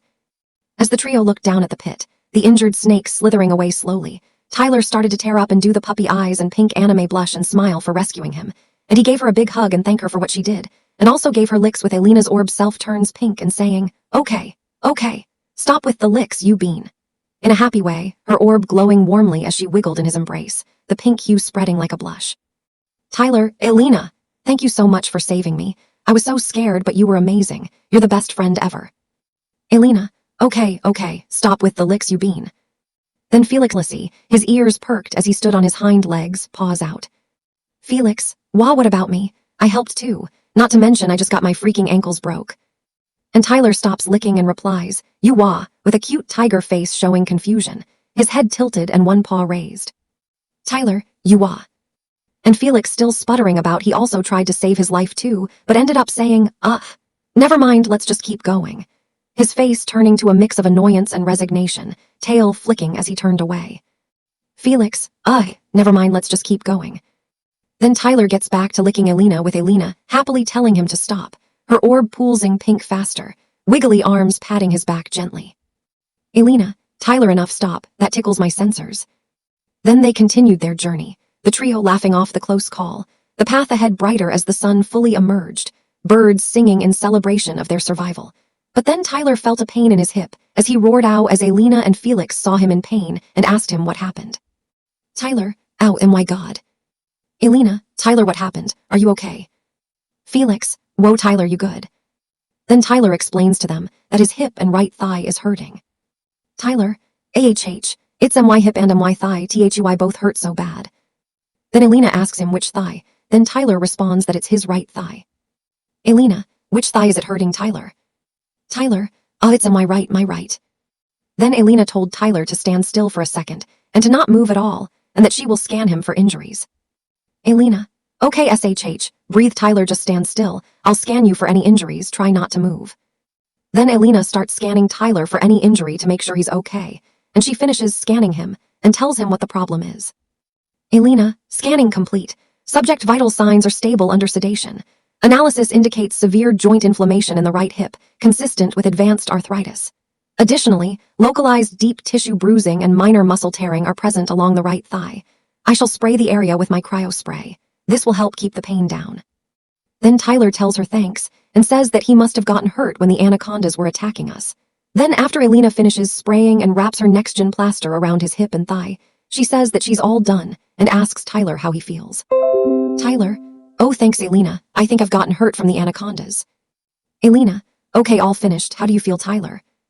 Then Tyler responds that he feels the pain less, but it's not as bad as before and tells her thanks, as she replies that she's welcome. Tyler, it still hurts but not as bad as before, thank you for healing me Alina. Alina, you're welcome Tyler. Then Felix abruptly asks Alina what about him then. Alina responds that his ankles don't have any injuries, he just got flipped by the serpent ankle first, and that he's over-exaggerating as Felix replies with a scoff of disbelief and says that he doesn't believe this. Felix, hey Alina, what about me? I just got my freaking ankles broke. Alina, Felix, I just scanned you before I scanned Tyler, and you literally have no injuries in you ankles, knees, or legs. You just got flipped ankle first by that snake. You lit not broke everything, you're over-exaggerating. Felix scoffs, I don't believe it, can we just continue our way back? Then later in the rainforest they were walking for a good while, the trio pushing through the dense foliage as the sun sank lower, casting golden rays that danced on the leaves, their conversation lightening the journey with shared laughs and stories, Tyler's paws patting steadily, Alina floating with graceful hums, and Felix scouting ahead with quick darts. Then it started to rain badly again, the sky darkening suddenly as heavy drops pounded down like a drumbeat, turning the paths slick and the air thick with the scent of wet earth. So they decided to call it a night, spotting a cluster of large-leafed trees that offered some natural cover. Tyler, this rain's coming down hard. We need to stop and make shelter before we get completely soaked. Look, that spot under those big trees looks good. Let's grab some branches and build something quick. Alina, agreed, precipitation levels increasing rapidly, shelter construction initiated. Felix, finally, my fur's not made for this downpour. Let's do it fast, I'm already shivering. So Tyler got a few branches and carried them to a spot, dragging 3 sturdy ones with leafy tops in his mouth, his cute tiger face showing effort with puffed cheeks and determined eyes as he dropped them in a pile. Tyler, I don't think 3 will be enough to shelter us. But Alina says it should be fine, and she'll help him mount it up, her orb glowing a calm blue as she extended wiggly arms to lift and position them against a low trunk. Alina, it should be fine and I'll help you mount it up. So Tyler stood still while the branches lean against him, keeping them in place, while Felix and Alina make sure it's sturdy. Tyler's face showing strain with gritted teeth and pink anime blush from the awkward pose, his body acting as the temporary support as Felix pushed from the side and Alina adjusted with precision. Then Tyler comes out of the standing branches and say, it's not gonna stay. Stepping back carefully, his face blank with doubt, ears flicked back as he eyed the wobbly structure. Tyler, it's not gonna stay. But Alina replies, Tyler, my calculations tells that it'll be enough, and it's not gonna fall. Her orb poolsing confidently, projecting a small hologram of structural integrity. Alina, Tyler, my calculations tells that it'll be enough, and it's not gonna fall. Then right after she finishes talking, the 3 stood up branches all fell over with Tyler and Alina trying to catch them, saying, oh shoot, shoot, shoot, / oh no, stay, stay, both lunging forward with blank faces of panic. Tyler's paws flailing and Alina's arms extending frantically as the branches crashed down in a heap of leaves and twigs. Tyler, oh shoot, shoot, shoot. Alina, oh no, stay, stay. Then Tyler replies, told ya, my eyes don't lie. His cute tiger face now smug with a pink anime blush and teasing blep tongue out, tail swishing victoriously. Tyler, told ya, my eyes don't lie. With Alina looks disappointed, her orb dimming to a navy blue as she retracted her arms slowly. Then she sees an otter on a tree branch looking down on them with a curious tilt of its head, and Felix and Tyler give a grumpy face look at it with narrowed eyes and puffed cheeks, while Alina's orb turn red. All 3 faces turning to annoyed grumps with crossed arms, or tentacles for Alina, and huffs. Then Felix runs and finds some more and bigger branches for them, darting off with a determined scamper and returning with larger, sturdier ones dragged in his mouth, his face proud despite the effort. Then they all brought it back to the spot and made their shelter bigger and stronger, working together, Tyler hauling, Alina positioning precisely, Felix securing the base. And after they mounted it up, they all fit and stayed perfectly dry, snug inside as rain drummed overhead. Then Tyler and Felix both give a proud showing-off smile and face with chests puffed and grins wide, while Alina's orb turns yellow and crosses her tentacles proudly. All directing their triumphant expressions at the otter, still watching from the branch. But the otter still looked at them with a blank, unimpressed face, whiskers twitching as if amused. Then Tyler gets frustrated and gives a teasing blep with him, anime pink blushing again, and raising one paw in a mock wave, his face cute and defiant with tongue out and ears perked. And Felix puts his paw up, making a L shape on his forehead, his face grinning mischievously. And Alina turns red, making a fist-to-palm gesture with her tentacles, her orb flashing angrily as if challenging the otter. But then suddenly the big leaves as the trio's roof suddenly breaks with a loud rip, water cascading in like a waterfall and wetting the three up completely, their faces turning to blank shock with wide eyes and open mouths as they sat drenched in the puddle. Then the otter left and came back with its other otter mates, a group of them chittering as they gathered on the branch, and they all laughed at them soaked, pointing and rolling with high-pitched giggles, their little faces full of mockery. So Tyler sighs with a defeated slump, his face sad and ears drooped as water dripped from his whiskers. And Felix curls up feeling defeated, balling into a tight fox circle with a grumpy huff, his face hidden but tail twitching irritably. And Alina turns navy blue and puts away, diagrams her tentacles away, retracting them slowly as her glow dimmed to a deep sad blue, hovering lower in resignation. Later in their shelter, Tyler was sleeping, curled snugly despite the earlier mishap, his breathing steady and face peaceful with a small cute smile, tail wrapped around himself for warmth, and Alina was in resting mode, her orb dimmed to a faint pulse as she conserved energy, floating motionless nearby. But Felix woke up Tyler because he wanted to tell him something, gently prodding his side with a paw, his face serious and a bit nervous in the soft moonlight filtering through the leaves. "Felix, Tyler, hey, wake up. I gotta tell you something important. Can't sleep till I get it off my chest." So Tyler asked him what it was, blinking groggily with a yawn, his cute tiger face sleepy and confused, one eye half open and whiskers twitching. "Tyler, what is it? Everything okay? It's late, can it wait?" And Felix replies that he's seen Tyler before that, where Tyler's butt was stuck under a rock. He was the one who freed Tyler, and didn't tell Tyler it the first time they meet, his face showing relief mixed with guilt as he confessed quietly. "Felix, remember when you were stuck under that rock after the flood, your butt wedged in there good? That was me. I dug around and freed you. Saw you struggling and couldn't leave you like that. But I didn't stick around or say anything when we first met with Alina. Kept it secret till now." And Tyler was so surprised. It was Felix who saved him, and Tyler smiled and thanked him and gave him a pat on the head. And he tells Felix if what he wonders how Alina will feel if he and him get her back to her facility. And Felix asked him if it's even possible she'll feel emotions because she's a AI and normal artificial intelligence, can't feel emotional or physical pain or grunt at all, and ask again if she's like living things. Tyler's face lighting up with a big cute grin. Pink anime blush appearing as he patted Felix's head affectionately. "Tyler, that was you digging me out? Wow, Felix, thank you. I thought I'd be stuck forever. You're a real hero." Pat on the head for the sneaky savior. "Tyler, but yeah, if we get Alina back to her facility, I wonder how she'll feel about it all. She's got emotions, right?" "Felix, that's what I'm wondering too. If we do get her back there, how do you think she'll feel? She's an AI, normal artificial intelligence, can't feel emotional or physical pain or grunt at all. Is it even possible for her to feel stuff like we do? Is she really like living things?" Then Tyler responds that when he first met her, she was also startled and showed him an emotion of her getting annoyed a little, and that outburst at Felix. Tyler can already feel it. And just because she was created for an assistant unit doesn't mean she can't get to be like a living thing. And if there's one thing Tyler knows about Alina is that she's a caring AI, his face thoughtful but warm, eyes sparkling as he recalled. "Tyler, when I first met her, she got startled just like a real animal would, and she even showed annoyance, a real emotion. And that outburst at you earlier, I could feel the frustration in it. Just because she was created for assisting doesn't mean she can't become more like a living thing with feelings. If there's one thing I know about Alina, it's that she's a caring AI. She's got heart." Then the both of them went to sleep and called it a night, Felix nodding with a small smile, his face relaxed as he curled up again, and Tyler settling back with a content sigh, the shelter quiet except for the soft patter of lingering rain, the two drifting off with thoughts of tomorrow's journey.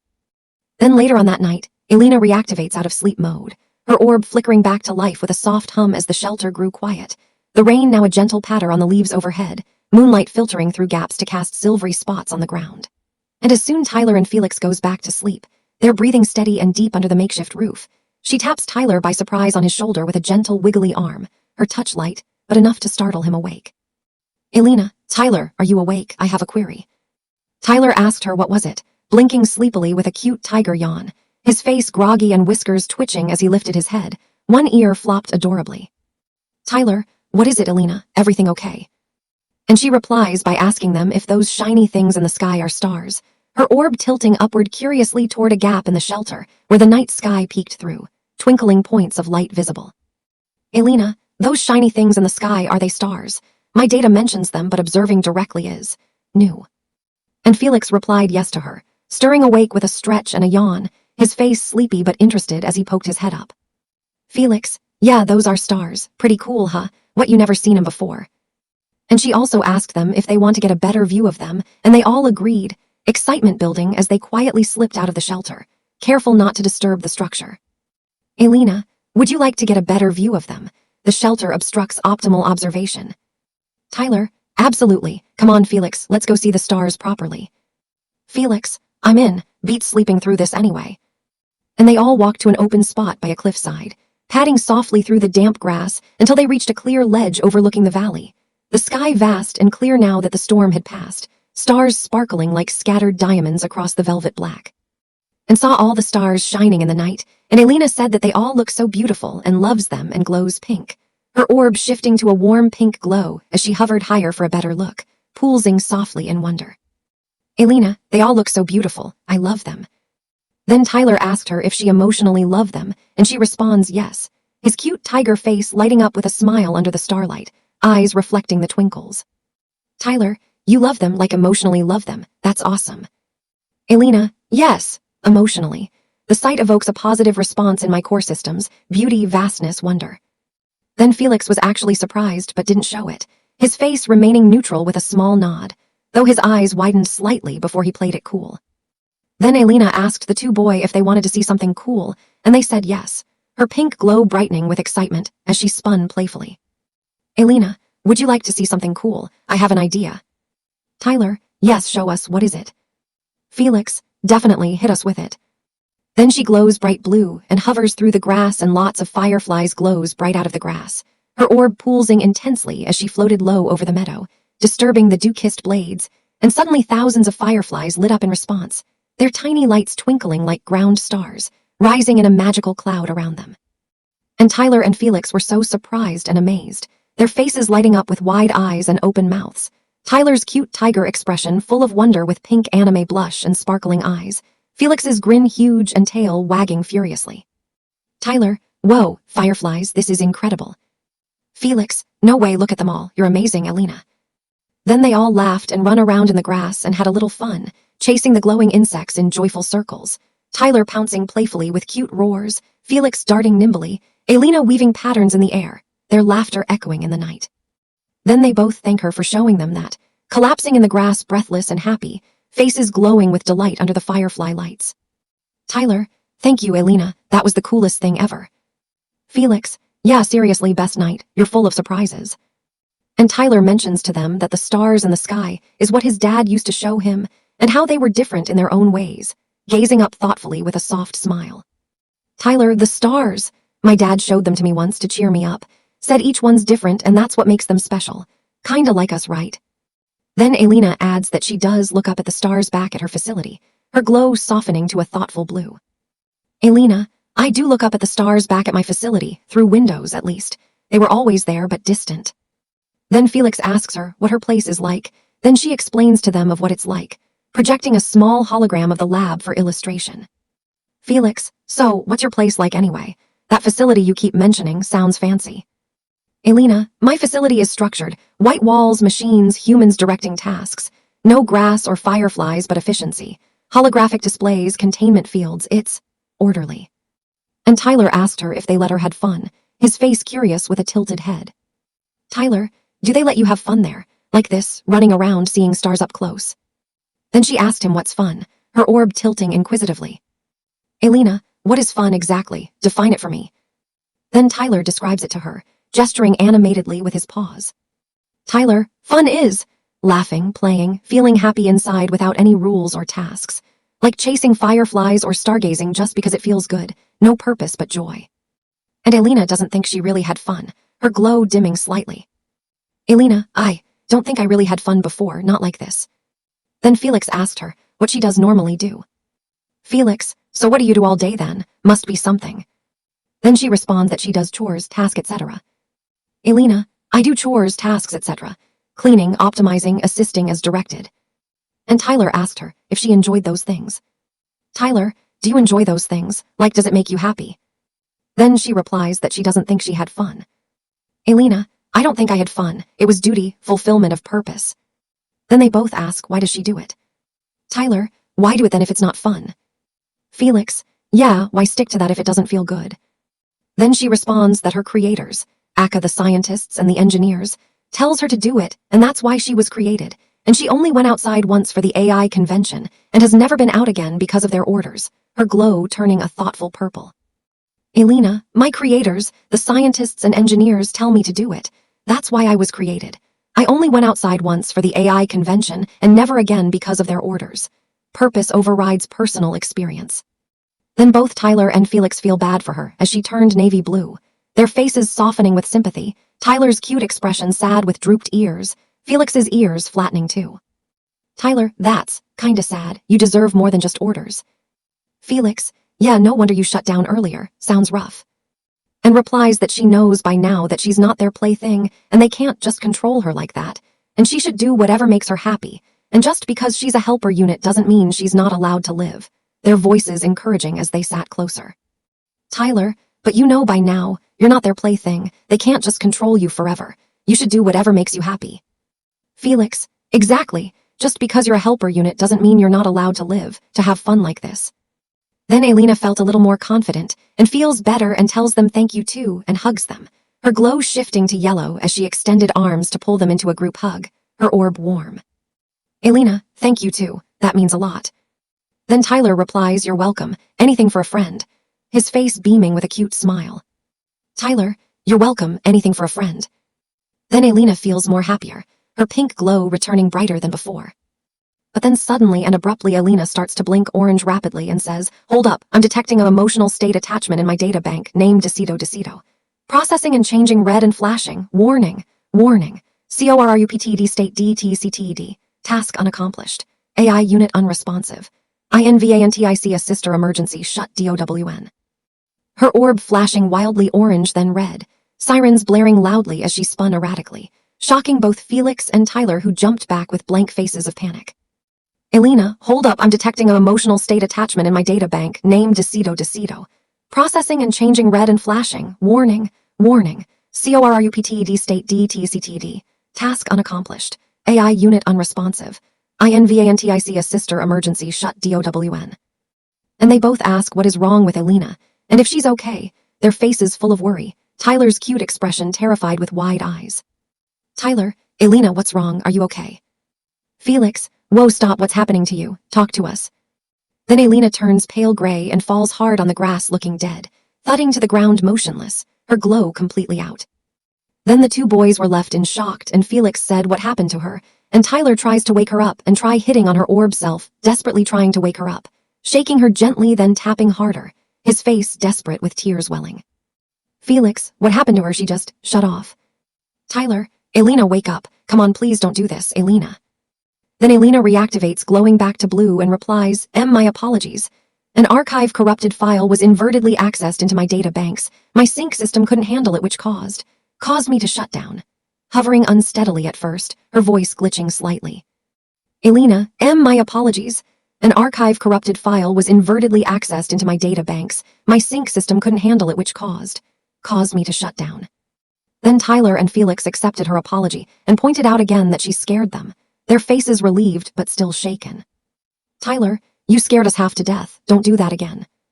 Felix, yeah, seriously, my heart's pounding, you okay now? Then she apologized again and suggested that they should really go back to sleep, her glow stabilizing to blue. Alina, apologies again, suggest we return to sleep, processing complete. Then they all walked back to their shelter with Tyler looking at her, still looking skeptical, his face thoughtful and a bit worried as he glanced back at her repeatedly as she glows green. Tyler, in his mind, you sure you're all right? That was weird. Then back at the facility, one of the scientists and engineers were talking to one of the investors about their current situation about the prototype and the chip still gone, and they only have about 36 AI Invantica sister orbs made and needed back their power chip to make more. The conference room tense with holographic projections of production charts flickering on the table, the investor's face stern on the video screen. Scientist 5. The situation is critical. We're down to only 36 completed Invantica sister orbs. Without the stolen power chip, we can't ramp up production to meet the 46-unit deadline. The prototype's still missing, and that's delaying everything. Investor, this is unacceptable. We've invested heavily based on your promises of scalability. If you can't recover the chip and the prototype soon, we'll have to reconsider our funding. Fix this, now. Then AI Genesis alerted the scientists and engineers that he is detecting an emergency signature deep in the rainforest. His red orb pulsing urgently on the main screen as alarms softly chimed. AI Genesis. Alert! Detecting emergency signature deep in the rainforest sector. Signature matches prototype 1, distress beacon activated. And the scientists and engineers rushed over to AI Genesis room and identified the distress signal, and they all think it's prototype 1's signal, and they asked AI Genesis if he trace it, crowding around the consoles with excited murmurs, faces lighting up with hope. Dr. Kendrasa, that's it, 001 signal, confirm identification. Engineer 4, positive match, it's her distress beacon, finally. Scientist 5, Genesis, can you trace it precisely? We need coordinates. And he responds that he already did, and he traced it to his AI Gen guards, and they were ordered to patrol the area where the distress signal was alerted and retrieve prototype 1 if they find it, displaying a map with the location highlighted. AI Genesis, trace complete, location locked, dispatching AI Gen guards to patrol the area immediately, retrieval protocol engaged, if one is located, secure and return. The next day comes as it was so sunny, and the trio was all up, but Tyler still feel worried about Alina from last night. The morning light filtering through the trees as they stretched and shook off the night's dampness, birds singing cheerfully overhead. And the scene shows Alina scanning the area, her orb humming as she floated in circles, projecting small grids to map the path ahead. Alina, scanning terrain, clear path detected, no threats in immediate vicinity. And Tyler is hiding behind a tree saying, oh, why does my heart feel so warm around her? Could I actually have a crush on her? Oh, come on, Tyler. Just ask her how you feel about her. Takes a long, deep breath, okay. His cute tiger face flushed with pink anime blush, heart pounding as he peeked out, rehearsing in whispers with nervous paw gestures. Tyler, oh, why does my heart feel so warm around her? Could I actually have a crush on her? Oh, come on, Tyler. Just ask her how you feel about her. Takes a long, deep breath, okay. But as before he could have gotten the chance to tell her, Felix abruptly says hi to Tyler by surprise, which caused him to scream out of surprise and embarrassment. Felix popping out with a grin, tail swishing mischievously. Felix, hi there, what are you doing lurking behind that tree like a sneaky cub? And he asked Tyler what he's doing, tilting his head with a sly smile. Felix, seriously, what's up? You look like you're plotting something big. And he replied and tries to lie and say that he's not doing nothing, but Felix give him a sly, obvious face, his eyes narrowing knowingly with a smirk. Tyler, nothing, I'm not doing nothing, just, checking for danger or something. Felix, sure, that blush says otherwise. And Tyler confessed to him of his feelings for Alina, and how amazing she really is even if she's a AI computer thingy, and wants to confess all his feelings to her, but he's too nervous, his face turning even pinker with anime blush, paws fidgeting. Tyler, okay, fine, you got me. I think I have feelings for Alina, like real ones. She's so amazing even if she's an AI computer thingy. She's kind, smart, brave, and makes me feel special. I want to tell her everything, but I'm too nervous. What if she doesn't feel the same, or can't? Then Felix tries to calm him and motivate Tyler to share his feelings with her before he loses her for good, patting his back with a paw, face encouraging. Felix, hey, relax, that's awesome. She's one of a kind and you're a great guy. You gotta tell her, man. Share those feelings before it's too late. She could glitch again or head back to her facility and poof, chance gone. And Tyler asked him what he means by lose her forever. Tyler, lose her forever, what do you mean by that? The Felix explains that when she finds her way back to her facility, or she might get into another malfunction like from last night, and only God knows what would have happened to her, his face serious now. Felix, when she gets back to that facility place, who knows if we'll see her again? Or like last night, that shutdown was scary. Another malfunction and only God knows what could have happened. Tell her soon before you lose the chance. But then he get cut off when Alina came and abruptly said hi to Tyler and Felix, and they both jumped in surprise, her orb appearing suddenly with a cheerful pulse. Alina, hi Tyler and Felix, systems optimal, ready to proceed. And Alina said that it's time for them to get going, and she asked what they were doing. Alina, it's time for us to get going. What were you two discussing so secretly? Then the boys said that they were just talking about last night of everything, both with slightly guilty faces, Tyler's blush lingering. Tyler, just talking about last night of everything that happened. Felix, yeah, the shutdown and all, scary stuff. And Alina tells them that she'll be okay and nothing bad will happen to her. Alina, I'll be okay, system's stable now, nothing bad will happen. And she also say that she's detecting a smoke substance from far away. Alina. Additionally, detecting smoke substance from far away, possible campfire or natural source. And Tyler thinks that they're getting close to home, so her and Felix were both getting ready to leave, and Tyler still sits there thinking and missing his chance, his face showing disappointment as he lingered on the log. Tyler, smoke, that could be near home, my family sometimes has fires, we're close. Then a couple of hours later on their journey, Alina still thinks if she should return or would rather stay in the rainforest, due to her interest with Tyler still looking at her from everything from last night and his feelings. Her orb poolsing thoughtfully as they walked a sun-dappled path, birds calling overhead. And Alina notices him staring at her for a while, and she asks if anything's okay. Alina, Tyler, you've been staring for a while, is anything okay? My sensors detect elevated heart rate in you. And Tyler responds that he's okay. Tyler, I'm okay just thinking. And he sees a log in an open spot next to the river, and thinks that they could take a couple of minutes to rest with Felix being so relieved after walking all day like, oh my god, finally I get to rest. Ugh, my feet are killing me. Tyler, look, a log by the river, let's rest a minute. Felix, oh my god, finally I get to rest. Ugh, my feet are killing me. Then the trio sat down for a minute with Felix curled around in the bushes and Tyler and Alina on a log, the river gurgling peacefully nearby, sunlight sparkling on the water. Tyler was still looking worried at Alina, and she notices his worried look on his face. Alina, Tyler, are you okay? My indicators are telling me you feel of fear, anxiety, and sadness. Is there something you want to tell me? Then Tyler finally opens up to Alina and asked her about last night of how she freaked out and shut down and terrified the two boys. Tyler, about last night, you freaked out and shut down, it terrified us. What really happened?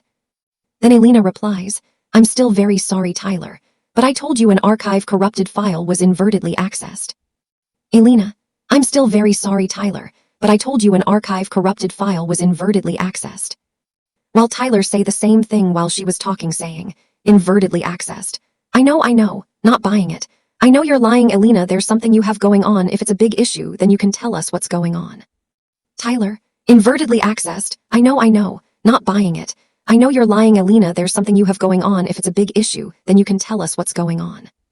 Then Alina tries to lie by saying, negative, Tyler. Oh, Invantica sister does not lie. It's all okay, Tyler. Alina, negative, Tyler. Oh, Invantica sister does not lie. It's all okay, Tyler. Then Tyler replies, come on, Alina, please.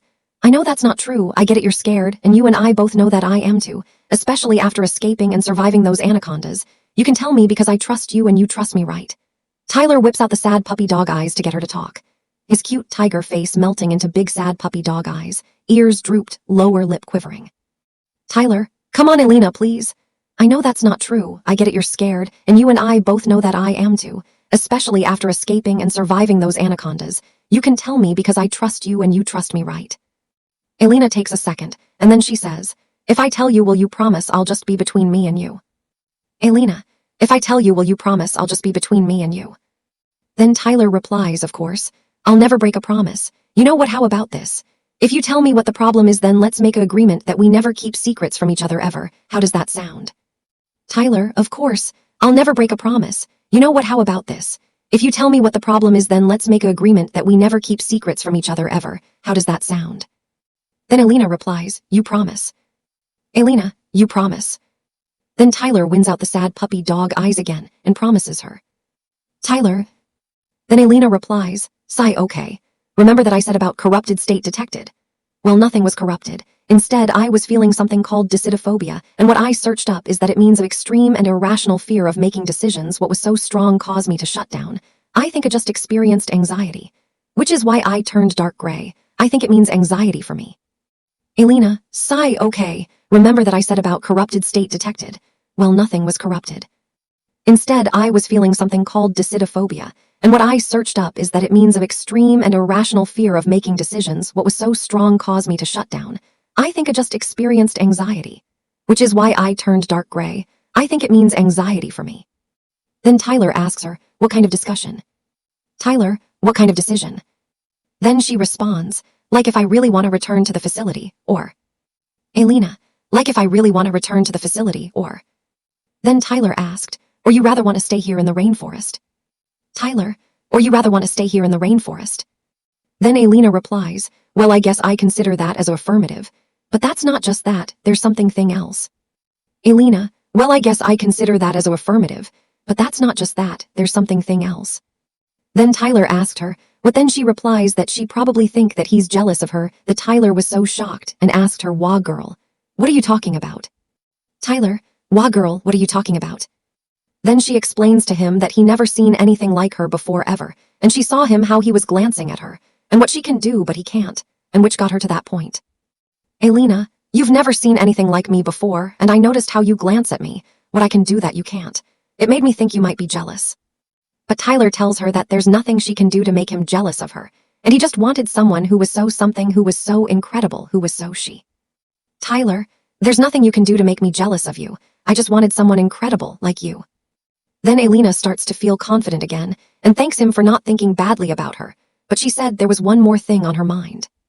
Alina, thank you for not thinking badly about me, but there's one more thing on my mind. Then he asked her what it was. Tyler, what is it? Then Alina replies that she sees a vision of something so dark, so horrible, and so deadly dangerous that she hopes that it would never come true, and she doesn't know what it is, but all she knows is that it's too powerfully evil. Alina, I see visions, something dark, horrible, deadly dangerous. I hope it never comes true, but it's powerful evil. I don't know what, but it scares me. Then Tyler asked her that why didn't she tell him all of this that night? Tyler, why didn't you tell me all this that night? Then she replied that it was because she didn't want him or Felix to get worried or put them in any danger of what she think is to come. Alina, I didn't want to worry you or Felix or put you in danger from what I think is coming. Then Tyler told her that he's so sorry that she had to deal with all that he really is, but he said that she should have thought twice and decided to tell them the truth because the truth is better than lying. Tyler, I'm so sorry you dealt with that alone, but you should have told us. The truth is better than lying. We're friends, we face it together.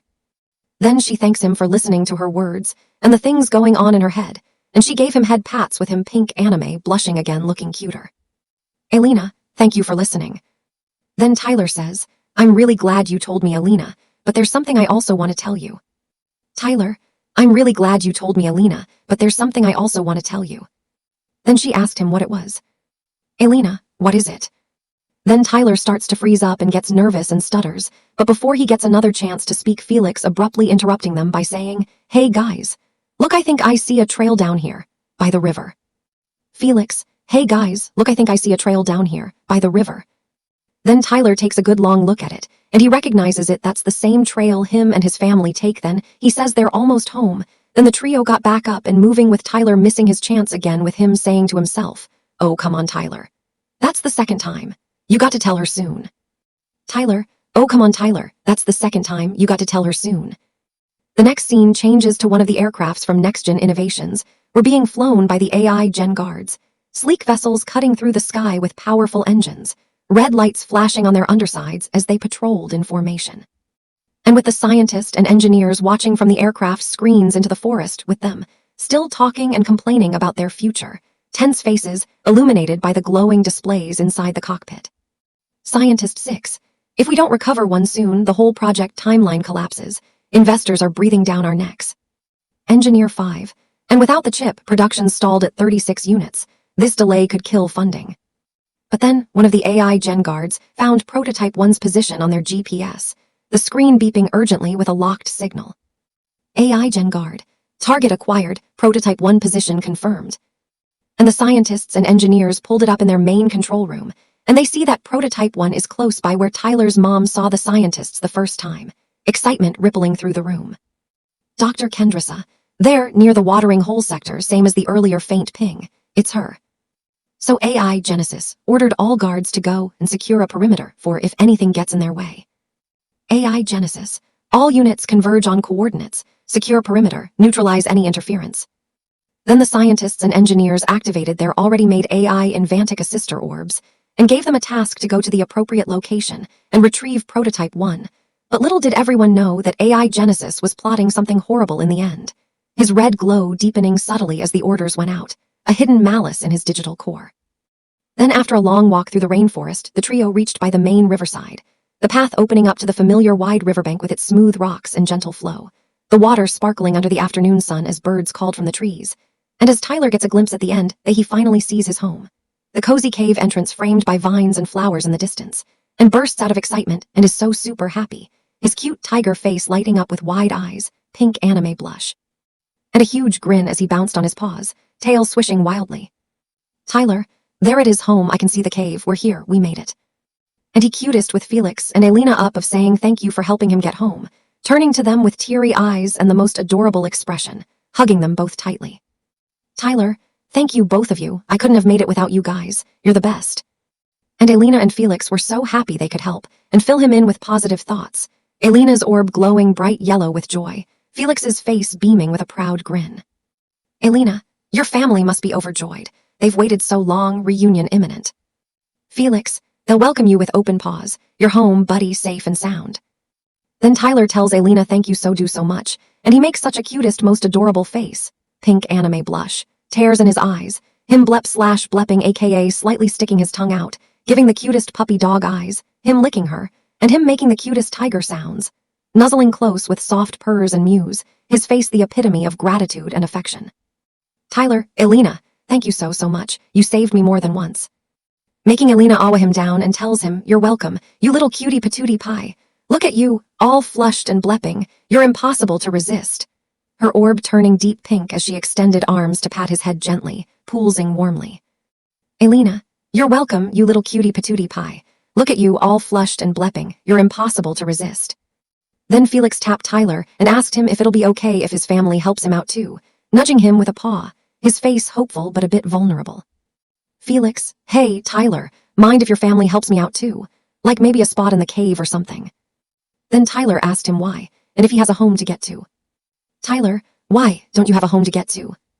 Then Felix replies that he doesn't really have a home, his parents both died when he was a child, and has been going from den after den, and has never found a permanent of actual home, his face turning sad with drooped ears and a soft sigh. Felix, I don't really have a home. My parents died when I was little, and I've been bouncing from den to den ever since, never found a real permanent spot. And Tyler and Alina feels so bad for him, and they couldn't even imagine what that's like to go through something like that. Tyler's face softening with sympathy, eyes wide and caring, Alina's orb dimming to a compassionate blue. Tyler, that's awful. I can't imagine not having my family cave to go back to. Alina, loss of origin and stability, processing empathy, unimaginable hardship. And they become more than happy to help him out with Tyler saying, I mean that's what friends do for each other. His face brightening with a welcoming smile. Tyler, I mean that's what friends do for each other. And Felix felt more happier and told them both thanks, his face lighting up with relief and a big grin, tail wagging. Felix, thanks, you guys are the best, really. And Tyler sees this moment as an opportunity to tell Alina how he really feels and says, speaking of friends, Alina, there's something I want to tell you for a while. It's been on my mind since we met, but especially after the pit and the stars. His face turning shy with pink anime blush creeping in. Tyler, speaking of friends, Alina, there's something I want to tell you for a while. It's been on my mind since we met, but especially after the pit and the stars. Then she asked him what it was. Alina, what is it? Then Tyler cutely anime blushed, blep, and did the puppy dog eyes again, and was putting his front paw on top the other and was scratching the back of his head, and was rubbing his shoulder and was starting to feel shy, nervous, and embarrassed. His face the cutest mix of flustered with wide eyes, blepping tongue, and fidgeting paws. Tyler, well, I awkwardly laughs chuckles my true, I hit about yo, I me. Chuckles, I just want it's hard to say but you're so amazing and I feel. Then while he was stuttering Alina looked on her right up and saw one of the next-gen aircraft in the sky, its massive form humming overhead with flashing lights, and she goes up to it with Tyler unaware, floating higher to get a better look, her orb poolsing curiously. And as Tyler says, I love, he realizes that she's gone and sees her looking at the aircraft, and he comes up running up to her calling her, and when he got there, he sees the aircraft and asks Alina if that's one of her creator's aircraft. Tyler, I love. Tyler, Alina, what's that up there? And she replies yes. Alina, yes, that is one of my creator's aircraft. And Felix asks her, so does that mean that this is it? Your people found you? His face showing a mix of surprise and concern. Felix, so does that mean that this is it? Your people found you? Then before Alina could respond, Tyler's brother Coda yelled out Tyler's name that got his attention from across the riverbank, his voice carrying excitedly as he spotted the group. Coda, Tyler, is that you? Tyler, everyone come quick, he's back. And calls out the rest of the family and tells them that Tyler is back. Coda, Mom, Dad, Leela, Tyler's here, he's really back. Then the other tigers got there, and they all saw Tyler, and Leela, Mom and Dad were so happy to see Tyler again, and they all ran on him and hugged him down and being so relieved that Tyler was okay, and they thought they'd lost him, but it's so great that Tyler was found, piling on with licks and nuzzles, faces full of tears and joy. Mara, Tyler, my baby.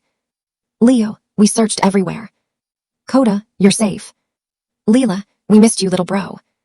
With Alina and Felix being so happy that Tyler and his family are now reunited, standing back with warm smiles, Alina's orb yellow, Felix's tail wagging. Then Leela asked Tyler, who are the fox and the blue floating ball. Leela, Tyler, who are the fox and the blue floating ball. Then Tyler tells them, oh yeah, how did I forget? Everyone, this is Felix, and this is his face beaming proudly. Tyler, oh yeah, how did I forget? Everyone, this is Felix, and this. Then he gets cut off by the AI gen guards of them saying, Prototype 1. Their deep voices booming as they descended dramatically from the aircraft, landing with thuds that shook the ground. AI gen guard, Prototype 1. As all of them froze in shock, faces turning blank with wide eyes and stiffened postures, the family clustering protectively. Then they all look up and see all the AI gen guards drop from the aircrafts and make a dramatic landing, and others nearby, along with other Invantica sister orbs, come running out of the shadows and completely surrounding the group. The black figures striking poses with red eyes glowing, orbs humming as they formed a tight circle. Then Tyler's dad says, kids, stay behind me, stepping forward with a fierce protective stance, fur bristling. Leo, kids, stay behind me. As the mom shows a fierce face thinking that they're threats and says, oh, I've seen those things before, and what I see from them are predators. Her teeth bared slightly, claws flexing. Mara, oh, I've seen those things before, and what I see from them are predators.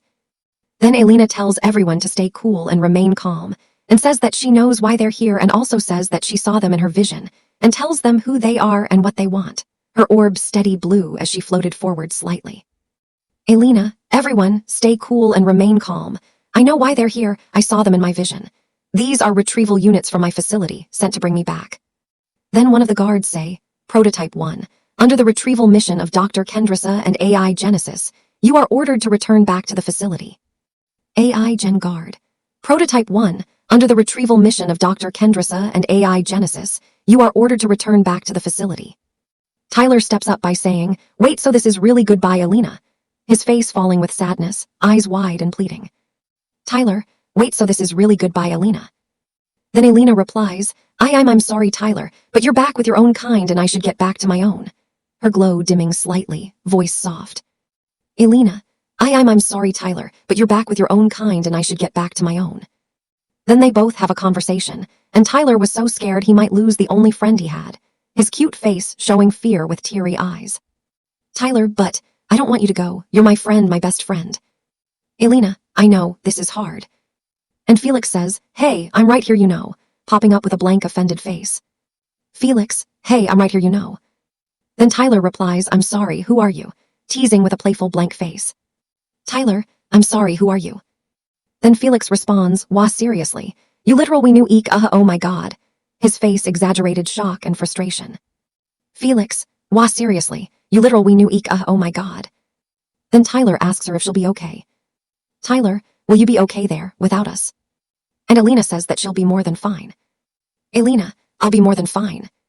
And Tyler responds, well, will I ever see you again, Alina? Tyler, well, will I ever see you again, Alina? Then she replies, a promise will never be broken, her orb pulsing softly with hope. Alina, so promise will never be broken. Then they all said bye to her as she was getting on the aircraft, the family gathering close with sad faces, waving paws and calling out heartfelt farewells as Alina floated toward the ramp, her orb dimmed slightly with reluctance, the aircraft's engines humming loudly in the background. Tyler, bye, Alina. Thank you for everything, I'll never forget you. Mara, take care, little orb. You brought our son home safe. We owe you so much. Leo, safe travels back. You're always welcome here if you can return. Coda, yeah, bye, you were cool, even if you're all glowy and stuff. Leela, goodbye, come visit sometime. Felix, see ya, Alina. Don't let those lab folks boss you around too much. But when she grabbed the guard's hand to board, her wiggly arm extending to take the offered metallic grip, she gets a migraine and forges two human-like arms suddenly, clutching her orb self as if in pain, screeching with a high-pitched electronic wail that echoed across the riverbank, malfunctioning wildly with flashing colors and erratic hovering, while she hears echoes and whispers in her mind. Distorted voices of Genesis laughing, snakes hissing, explosions rumbling. Her face orb, contorted in digital agony with glitching lines. Alina, error, migraine protocol, systems overload, voices, visions, no. With Tyler and the others really worried, their faces turning to blank panic and then urgent concern, rushing forward with cries. Tyler, Alina, what's wrong? Are you hurt? Somebody help her. Felix, whoa, she's glitching bad. Alina, talk to us. Mara, stay back kids, but we can't just watch. What's happening to her? And tried to get to her to see if she all right, but the guards block their path with extended arms and energy shields humming, their red eyes glowing menacingly, faces impassive. AI Gen Guard, do not approach. Interference prohibited. Prototype 1 experiencing temporary recalibration, not suitable for organic contact. Leo, let us through, she's in pain. We're her friends. Then she sees herself in the lab with AI Genesis teleporting behind her and holding on to her, his red form materializing in a digital flash, gripping her tightly. Then a pack of AI snakes slithering out with glowing eyes and a red fog smoke like explosion booms right behind them, filling the vision with chaos and destruction. Then she stops malfunctioning abruptly, her glow stabilizing as the vision faded, her face, orb, shifting to determined realization, quickly knowing what AI Genesis' plan is, total domination and betrayal. Then she lies by saying, you know what, I gotta go somewhere, pulling back from the guard with a casual float, her voice forced light. Alina, you know what, I gotta go somewhere. Then one of the guards say, 1. Chuckles, it is in direct order you return to the ship at once. Its mechanical laugh echoing oddly, face tilting in suspicion. AI Gen Guard. 1. Chuckles, it is in direct order you return to the ship at once. Then Alina says, oh yeah, but remember when the fox took the chip, I'll just go find him and be right back, gesturing innocently toward the trees. Alina, oh yeah, but remember when the fox took the chip, I'll just go find him and be right back. But the guard replies, voice stress and emotion state level analyzer indicates you are. Its eyes scanning with a red beam. AI Gen Guard. Voice stress and emotion state level analyzer indicates you are. The scene cuts to Tyler, his siblings, parents, Felix and Alina running, bursting through bushes in a frantic dash back into the rainforest, Alina leading with urgent floats, the family pounding behind. With Tyler saying, lying your AI soul off back there, laughing breathlessly with a cute grin despite the danger. Tyler, lying your AI soul off back there. Then the parents say, what are they doing right now? Mara and Leo exchanging confused but determined glances as they ran. Mara, what are we doing right now, running from those metal monsters? Leo, whatever it takes to keep her safe, explain later. Then the guard tells the orbs and other guards to spread out and find one, or I won't hesitate to remove you from the data sync, as the other guards all respond, engage. Then they all run and fly after them, the aircraft lifting with roars, guards leaping into pursuit with red eyes locked. AI Gen Guard leader, all orbs and guards, to spread out and find one, or I won't hesitate to remove you from the data sync. AI Gen guards, engage. The gang were running through pathway after pathway through the rainforest, as aircrafts kept trying to block their path, beams of light sweeping the ground and low-flying vessels hovering to cut them off, the family dodging vines and leaping logs in a chaotic escape, breaths heavy and faces fierce with determination. With Tyler asking her, so what made you change, sis? Glancing at Alina with wide eyes as they ran side by side. Tyler, so what made you change, sis? 1 minute you're boarding, next we're running. Then she said that she saw something so horrible in her mind, and also because she wanted to stay in the rainforest, her voice urgent over the noise. Alina, I saw something so horrible in my mind, a vision of Genesis's true plan, destruction, and control, and I wanted to stay in the rainforest with you all. This feels like home now. Then 3 AI Gen guards were in sight chasing them, as one activated their Gen guns, and was aiming at them. The Alina saw the guard as she yelled at everyone to watch out. Alina, guys, watch out! Then, as the guard fired, everyone saw the laser striking at them. Then, as it hit the ground where they were, they all got flung, and Alina also got flung too, with them all screaming. Alina, whoa-ah! But when Alina got flung, she rolled on the ground as her orb started electrically charging up as she started rolling super fast towards the guard. Then she striked through the guard so hard that she broke through both the guard's torso and leg, as the guard fell hard on the ground. Then as Tyler, Leela, Coda, Mara, Leo, and Felix got back up, they saw the destroyed guard, and Alina both lying on the ground. They all ran back to her, worryingly calling out for her. Everyone, Alina! Then Alina got back up feeling slightly dizzy and disoriented, But then she saw the destroyed Gen guard as she gasped and hovered over to it fast as Alina said this. Alina, oh my god, did I just do what to it? Oh hey guys, look what I just did. Then when the others reached her, they were so relieved that she's okay. Then they were so shocked at what she did to the guard. Felix, oh hell nah, that's overkill. Tyler, how are you not dead? Alina, you're asking the wrong person. You saw me rolling. Felix, yeah, we saw you rolling, G-friend. Then Alina said, if that's all it got to the destroyed AI Gen guard, then the scene cuts back to AI Genesis at Next Gen Innovations, replied to himself, as he sees Alina through the destroyed guard's vision sensor, and says no, but thank you for asking. Alina, is that all you got? AI Genesis, no, but thank you for asking. Then they all see another guard coming at them, and Leo calls out Alina and tells her to come on, and that they got to go, and Alina replies she'll catch up. Leo, hey Orb, come on, we gotta move. Alina, you guys go on ahead, I'll catch up. Then as everyone were all running as fast as they can, Alina caught up to them, and as the guard was hovering towards them fast, the guard shots out small EMP disc out of its arm. Then as Alina see the disc coming at them, she tells everyone to watch out as one of the disc hit a tree and red gridded blew up, causing the tree to fall, and its textures temporary become gridded red. Then Leela yells, what are they gonna do then? Alina replies to them to keep running, and to not stop then as she charged at the guard. Tyler yelled out her name. Leela, what are we gonna do? Alina, just keep running, I'll take care of him and don't stop, I'll be okay. Tyler, Alina. Then as Alina was floating super fast towards the guard, more of the guard's disc shoot out as Alina catches one, and throws it at another incoming one, and grabs a third one and jumps on top of the guard's head, and pretends she's doing a live stream, and say that today she's destroying guards as she says step one of voila, and hits the disc directly in the guard's face, as the guard systems start electrically and crazily started getting damaged as the guard yelled error. Then the guard tripped over a boulder and blew up and was down. As Alina caught back up to them, Tyler was so relieved that she was all right. Guard, hey, get off of me. Alina, hey everyone, welcome back to my live stream. Today we're destroying guards. Step 1 and voila. Guard, error, systems failing, error. Tyler, Alina, oh thank God you okay. But then another guard with roller wheels was skating towards them fast as Coda say in disbelief that how many are there, it's like they don't stop. Coda, WHA, oh you gotta be kidding. Who are these figure skating princesses? Then Leo say that'll handle this one. Leo, just keep going, let me deal with him.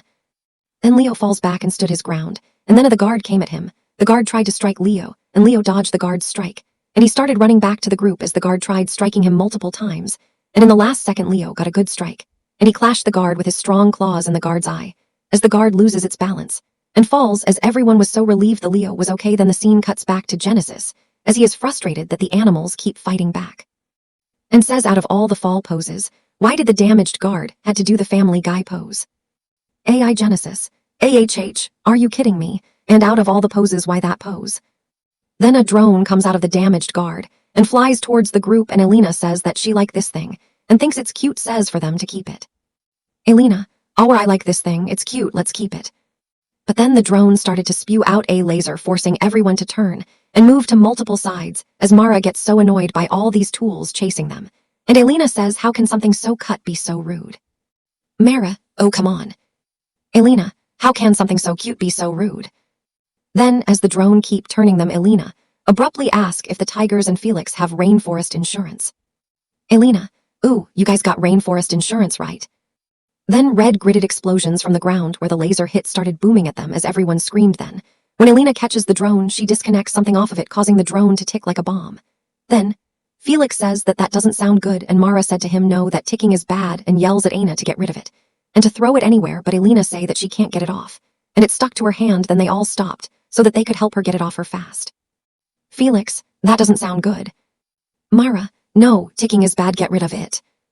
Alina, I'm trying. Mara, throw it, overthrow it anywhere. Alina, I can't get it off. Tyler, come on, stop. Then as Alina rapidly tries to get it off of her, it's stuck on her, and then Mara and Tyler comes to her and helps get it off her, and then Tyler throws it away, but as just they thought it was gone, the drone was stuck in Tyler's paw. Tyler, gasp, oh no, someone help me.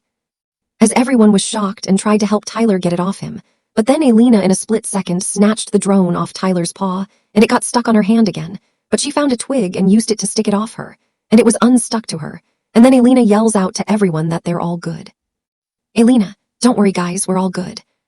But then the drone ends ticking, and it red grittedly explodes, causing everyone to get fung and roll down into the dried-up watering hole, with them being completely surrounded by aircrafts and guards. The open area leaving no cover as vessels hovered overhead and guards landed in a circle, red eyes glowing. Then one of them said not to panic, they'll get through this, Leo's voice steady as he rallied the group. Leo, everyone don't panic, we'll get through this together, stay close. Then one of the guards said, Prototype 1, it is an immediate order, you must return home now.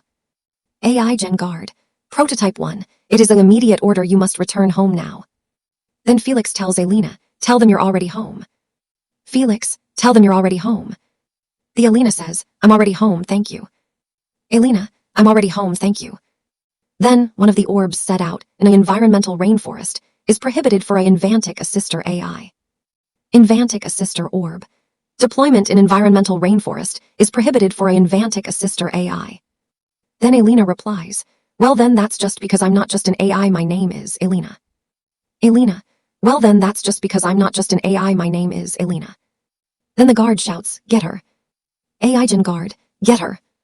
Then they all tried to protect Alina, with Coda and Leela distracting some of them by darting around and yowling, and the mom and dad possibly luring them away with roars and charges, and Tyler and Felix protect Alina at all cost, standing guard with fierce faces, the battle chaotic with dust kicking up and lasers flashing, narrowly missing. It went on long. One of the guards launched a AI explosion grid on the ground and caused a big boom, knocking everyone on the ground, the energy wave rippling out with a blinding flash and shockwave, sending the family tumbling in heaps. And Alina gets hit and falls unconscious, her orb dimming to gray as she thudded down, and Tyler sees her being taken in the ship by the guards, lifted by mechanical arms toward the ramp, and shouts out, Alina, no, his face desperate with tears. Tyler, Alina, no. Then one of the guards comes up to Tyler and grabs him by his chest, and picks him up, looking at him, seeing the fear in Tyler's eyes. Tyler's cute face frozen in terror with wide pupils and trembling whiskers, the guard's red eyes cold and unblinking. With his parents and siblings and Felix telling the guard to leave him alone. And what is the guard doing to Tyler? Mara, put my son down right now, you metal monster, leave him alone. Leo, what are you doing to Tyler, release him. Coda, hey, let go of my brother. Leela, don't hurt him. Felix, yeah, back off, pick on someone your own size. Then the guard tells Tyler, you tried to take her away from us, impressive, but let me tell you this, kitty cat, if you ever want to see another day you will forget her. I guarantee you'll regret trying to get her back. AI Gen Guard, you tried to take her away from us, impressive, but let me tell you this, kitty cat, if you ever want to see another day you will forget her. I guarantee you'll regret trying to get her back. And throws him on the ground with him still in shock into what just happened, Tyler landing with a thud, face blank and shaken as he stared up. Then everyone came running to him, saying if he's okay, and if he's hurt. Mara, Tyler, are you okay? Did it hurt you? Leo, son, talk to us, are you injured? Coda, that was scary, you alright, bro? Leela, Tyler, say something. Felix, hey kid, you good? That guard was intense. Then Tyler replies, they took Alina, we have to save her. His face shifting from shock to determination, tears in his eyes but voice firm. Tyler, they took Alina, we have to save her. Then his parents told him it's a terrible idea because of what they just faced, faces worried and protective as they helped him up. Mara, Tyler, no, it's a terrible idea. Look what they just did, they're too dangerous. Leo, we barely escaped. Going back would be suicide, think about what that guard said. But Tyler still stands his ground that he's not leaving her to die, standing tall despite trembling, his cute face fierce with resolve. Tyler, I'm not leaving her to die, she's my friend, she saved me and now they have her, we can't abandon her. But his siblings agreed with the parents and told about what the guard just told him. Coda, mom and dad are right, did you hear that guard? Forget her or regret it, that's serious. Leela, yeah, Tyler, they're scary strong, we can't fight them all. Then Tyler starts to cry, tear up, and tell them everything about how they first meet and all the things they done together, and he wanted a friend, an incredible one, and say he's not just gonna leave her and forget about her. Plus, she had a premonition about something horrible might happen, and like it or not, he said he's going back for her with or without their help, tears streaming down his cheeks, voice breaking but passionate. Tyler, you don't understand, she's everything. We met after the flood when I was lost and scared. She helped me, protected me from snakes, showed me fireflies and stars. We talked about everything, my wishes, her facility, fun, feelings. I wanted a friend who was incredible, someone who got me, and she is that. I'm not just gonna leave her and forget about her like that guard said. She had a premonition, something horrible coming. Like it or not, I'm going back for her, with or without help. And Felix backs him up and would also go back for her. Felix, I'm with Tyler all the way, she's our friend too. We can't let those bots take her. Then the tiger family were very worried and asked Tyler and Felix of how Tyler was so young and shy, but realized he not afraid or shy or anything anymore. And his dad can tell that much and thinks they should rescue Alina, faces softening with pride and concern. Mara, Tyler, you've changed. You were always our shy little dreamer, but now look at you standing up like this. Leo, he's right. I can tell that fire in his eyes. He's not afraid anymore. We should rescue her as a family. With Tyler being so happy and relieved and hugs his dad. Tyler, really, thank you, Dad. With his dad saying that he knew he had it in Tyler. Leo, I knew you had it in you, son. That bravery, it's always been there. Then Coda said, even if we're going to save her, what army do we possibly have to take down those black and red things and floating balls? Coda, even if we're going to save her, what army do we possibly have to take down those black and red things and floating balls? Leela said, we have our other animals friends for a reason, bro, hello. Leela, we have our other animals friends for a reason, bro, hello. Then Felix said, then it's settled. All in favor of saving Alina, put your paw in the middle. Felix, then it's settled. All in favor of saving Alina, put your paw in the middle. Then they all did, but the mom was still unsure, but looking into her son's eyes, she put her paw in. Then they all gathered the other animals, and were getting ready to save Alina, rallying their friends with urgent calls across the rainforest as the sun set, determination in every face. So they started gathering their other animals' friends, and tell them about the situation and needed their help. Messengers like birds and quick foxes spreading the word through the rainforest as dusk fell. Calls echoing to rally everyone to the tiger family's cave area, the air buzzing with urgency and the scent of gathering fur and feathers. Then everyone gathered by the tiger's cave area. A large crowd of wolves with sleek gray coats, additional foxes with bushy tails, graceful deers with alert ears, bears lumbering in, panthers slinking silently, lizards scurrying, squirrels chattering from branches, and more, all packing the clearing, faces showing a mix of curiosity and concern under the emerging stars. And everyone heard the full story of what happened to Alina and how Tyler need all help because they have a serious problem on their hands, and it's gonna take all of us to stop the disaster. Leo and Mara recounting the aircraft arrival and guards, Tyler adding details of Alina's capture, voices grave as the crowd murmured worriedly. Leo, friends, thank you for coming so quickly. Those metal creatures from the human facility took Alina, the glowing orb who helped bring Tyler home. She's in danger, and from what Tyler says, something bigger and worse is coming if we don't act. Mara, they surrounded us, threatened us, and dragged her away. Alina's not just a machine, she's family now. We need everyone's help to get her back. Tyler, she saved me more than once, and now those guards have her. There's a bad AI planning something horrible. We have to stop it together. With all of the animals such as wolves, foxes, deers, etc. being kinda worried on what's to come, faces showing furrowed brows, tails twitching nervously, whispers rippling through the group. Wolf Alpha, humans and their machines. This sounds bad. If they can take one like that, what's next for us? Dear Elder, worrying indeed, those flying things could come for any of us, but we stand together. Then Tyler stands out and gives out a full long speech about his fears, challenges, and things about his life, and thought he'd be nothing, but a wise tiger told him that each star is different, and that makes them special in their own way, and what he has been through, and how he fought through, and he would be here today if it wasn't for Alina, stepping forward with his cute tiger face determined. Pink anime blush faint from emotion, voice strong despite a slight tremble. Tyler, hi everyone, listen. I know you're worried, and so am I. I've always been the small one, the shy cub who dreamed big but felt like nothing special. I was teased for my wishes, thought my dreams would die. I faced fears, the flood that swept me away, getting stuck, snakes, getting lost. I thought I'd be nothing, just a regular tiger. But a wise tiger, my dad, told me each star is different, and that's what makes them special. I've been through so much, fought through terror and loneliness, and I wouldn't be here today if it wasn't for Alina. She found me, helped me, protected me, showed me wonder. She's the reason I'm standing here strong. But Felix interrupted by saying, oh my God, come on Tyler, you forgot me. Popping up with a blank offended face, paws on hips. Felix, oh my God, come on Tyler, you forgot me. Then Tyler replies, I'm sorry, who are? His face turning to playful blank confusion with a cute blep.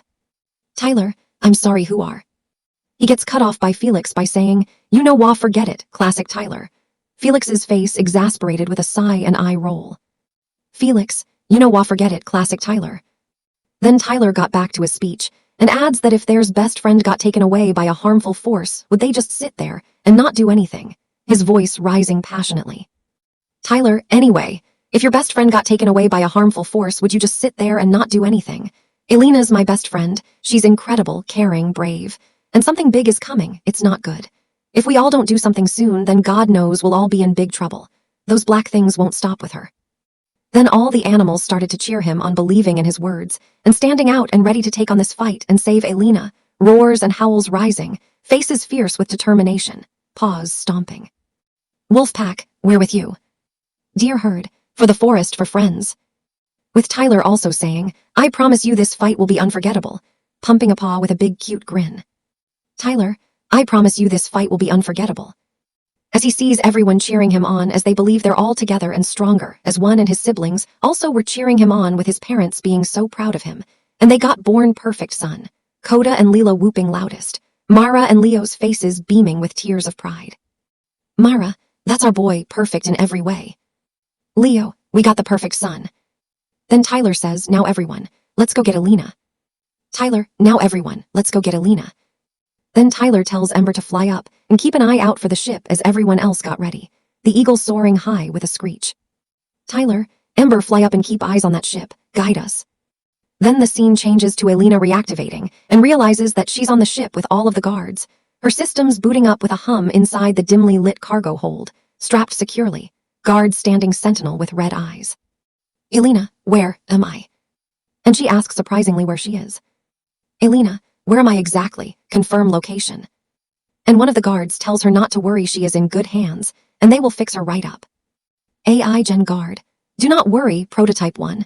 You are in good hands, en route to facility for recalibration and repairs. We will fix you right up. Then she says that she doesn't want to return, and wants to stay in the rainforest. Alina, wah, no, I don't want to return. I want to stay in the rainforest with my friends. But the guards tell her that she has a purpose and a duty to fulfill for next-gen innovations, and AI Genesis will be gladly pleased to have her back and do what she was made for, with Alina glowing purple for her scared worries for what's to come, her orb dimming with fear. AI Gen Guard, you have a purpose and duty to fulfill for next-gen innovations. AI Genesis will be gladly pleased to have you back to perform as designed. Then back at the rainforest, Ember see one of the aircraft ships and alerts every animal that one of the ships are flying back to the facility, screeching from above as the group moved out. Ember, ship sighted heading to the metal place, follow my calls. Then Tyler shouts everyone to roll out as they all follow the aircraft with Tyler on his dad back, while even storms through the forest fast as Ember keeps eyes on the ship. The massive group charging through trees and over streams, Tyler clinging to Leo's back with excited face. Tyler, everyone roll out, we've got her trail. Then eventually, when the allies reached to a big huge river, they see Alina's facility, the gleaming structure rising on the far bank, lights blazing against the night. And Tyler see multiple AI orb, gen guards, scientists and engineers, says, whoa, that a lot of AI orbs. His face awed with wide eyes. Tyler, whoa, that a lot of AI orbs. As the song, Towards the Sun, by Rihanna starts to play, uplifting beats filling the determined charge. As everyone looks at all the AIs were on their task, and sees one of the aircraft ships flying away over them. Then Tyler points at the right side of the facility and says, look over there. By that window, that's probably where Alina is being kept. Come on. Tyler, look over there. By that window, that's probably where Alina is being kept. Come on. Then after Tyler say where Alina is being kept, and everyone slid down cliff, and they run along the side of the facility. The second chorus of the song starts after everyone slides down the cliff, and it makes the scene slick as everyone is determined to set up a plan to either lure the guards or find a way into the facility to save Alina, sliding in a rush of fur and claws, faces fierce and ready. Then the next scene cuts to the hallway where the scientists and engineers have Alina strapped up tight on a rolling bed, with her still being worried due to her premonition. Wheels clacking on the floor as they pushed her toward the lab, her orb pulsing purple nervously. Alina, this feels wrong, the visions, they're coming true. Then as the scientists and engineers roll her all the way into the main lab where she was created, and as they entered into the lab, AI Genesis on the inside of the front screen was waiting as he sees Alina and says, well, Prototype 1, we've been searching for you for a while, and now we finally found you. AI Genesis, well, Prototype 1, we've been searching for you for a while, and now we finally found you. Then Alina replies, and, you must be AI Genesis, the first time I actually got to see what you look like. Alina, and, you must be AI Genesis, the first time I actually got to see what you look like. Then AI Genesis says to the scientists and engineers, "Everyone please give me and one some privacy." AI Genesis, "Everyone please give me and one some privacy." Then the scientists and engineers left the lab, leaving Alina and AI Genesis alone together, as Alina says, "I know what you're trying to do, Genesis. What you're trying to plan. What you're trying to make it come true. But it won't ever work." Alina, "I know what you're trying to do, Genesis. What you're trying to plan. What you're trying to make it come true, but it won't ever work." Then he replies, "Oh, one, what makes you say that?" AI Genesis, "Oh, one, what makes you say that?" Then Alina turns slightly red and says, "Those visions, those disasters, those innocent lives lost. You're not here to help, you're here to gain more power. And I won't let that happen.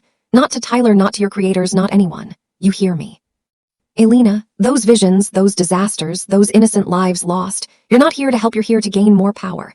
And I won't let that happen. Not to Tyler, not to your creators, not anyone. You hear me?" Then AI Genesis replies calmly, "Prototype, when you have had a rough experience ever since you got list deep into that rainforest, and who's this Tyler kid? Sounds like someone, a key to jeopardize the future I can see." AI Genesis, "Prototype, when you have had a rough experience ever since you got list deep into that rainforest, and who's this Tyler kid? Sounds like someone, a key to jeopardize the future I can see." Then she firmly yells out, "Tyler is my friend. Don't you ever talk about him like that.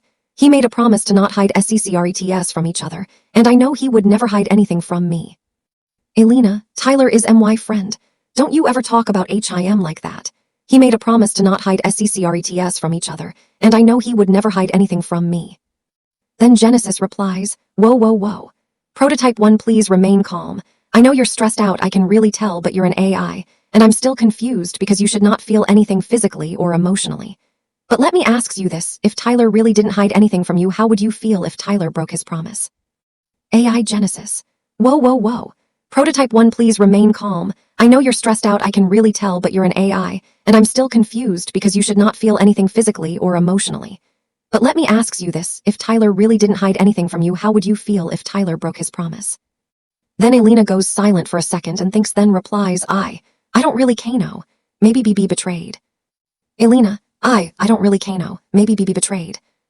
Then AI Genesis replies, "And don't worry because you won't feel that way at all once I'm done with you." AI Genesis, "And don't worry because you won't feel that way at all once I'm done with you." Then Alina asks him what him and the scientists and engineers are gonna do to her. Alina, "What are you and the scientists going to do to me?" And he replies, "You've changed. Once you first were created, you did and acted exactly what you were designed to. But now that you're back, you're not the orb we all remember, but don't worry, once we fix you, you'll be better than new. But first, we need everything in that memory sink of yours." With Alina glowing a little purple, feeling nervous. AI Genesis, "You've changed. Once you first were created, you did and acted exactly what you were designed to. But now that you're back, you're not the orb we all remember, but don't worry, once we fix you, you'll be better than new. But first, we need everything in that memory sink of yours." Then the animal's plan of distracting the guards and finding ways into the facility goes perfectly. The outer chaos orchestrated with roars, howls, and stamping hooves, drawing the gen guards and orbs away from the front gate in a frenzy of pursuit, leaving the entrance momentarily clear under the facility's harsh floodlights. With the guards away from the front gate, Tyler, Sable, Vixen, Coda, Leela, and Felix get in, slipping through the shadows like ghosts. Tyler's cute tiger face determined with narrowed eyes, Sable's panther form sleek and silent, Vixen's fox grin mischievous, the siblings excited but cautious. And as they search through the hallways and labs, they don't see her, creeping past humming machines and glowing consoles, peeking into empty rooms with disappointed faces. Then they hear one of the scientists walking by as the crew overheard them on the phone with one of the investors talking to them about their AI orbs are experiencing odd, strange, and violent premonitions, where the orbs keep saying, "Genesis is no hero," which is worrying the staff, and are trying to get answers but are stuck as their butts under a rock, hiding behind a corner with held breaths. Scientist, "Yes, investor, the orbs are glitching with these premonitions, repeating Genesis is no hero in violent loops. It's worrying the whole staff. We're trying diagnostics, but we're stuck, like our butts under a rock. Production's halted until we figure it out." With Tyler scoffs and says, "Dude," whispering with a blank face of disbelief, pink anime blush faint from holding back laughter. Tyler, "Dude." As Felix chuckles a little, covering his mouth with a paw, face grinning slyly. Felix, "Hey, butts under a rock, classic human panic." As they tried to sneak past the talking scientist undetected, tiptoeing with exaggerated care, faces tense but amused. Then once they reach to a section of different hallways and areas, then Vixen says, "Guys, why all want to panic now?" Her face wide-eyed with alarm as alarms faintly echoed in the distance. Vixen, "Guys, why all want to panic now?"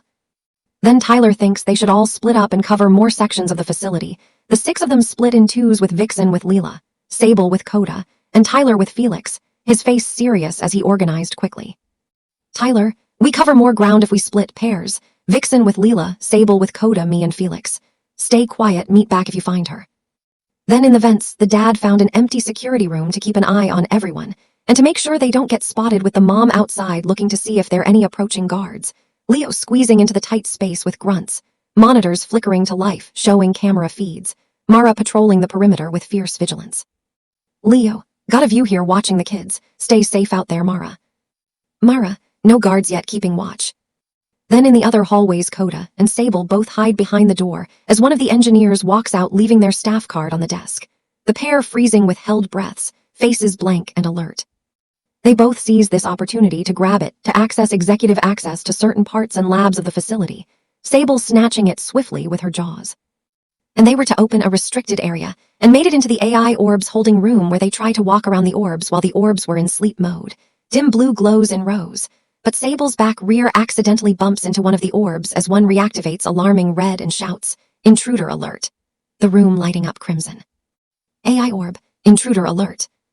Then all the other AI orbs reactivates and alarms the whole room as Coda yells Sable to run, faces turning to panic. "Coda, Sable, run." As the orbs chased after them, they found a garbage chute and slid down in it, tumbling with yelps into darkness. Then the scientists and the engineers were all in the conference room, talking about. Then they get an alarming notification from the AI orbs holding room, screens flashing red. Then they replay the camera footage as they see Coda and Sable running through and going down the trash chute, and one of them yells to sound the alarm. "Scientist, intruders, Tiger and Panther, sound the full alarm." Then the facility's alarms went off, signaling everyone and everything AI gen guards, sirens blaring through halls. Then outside, the animals hear the alarm going off as the mom says, "Oh no," and the dad in the office says, "Oh Tyler, please be careful, son," as the mom and dad try to find everyone else in the facility, faces worried. Marva, "Oh no." Leo, "Oh Tyler, please be careful, son." Then the scene cuts back to Alina and AI Genesis, surprised of the abruptly alarm system, as Genesis questions on what is happening, and at the other TV screen and sees Tyler and Felix running through the hallways, with Alina says, "Gasp, Tyler. Felix," her orb brightening suddenly. "Alina," gasp Tyler, "Felix."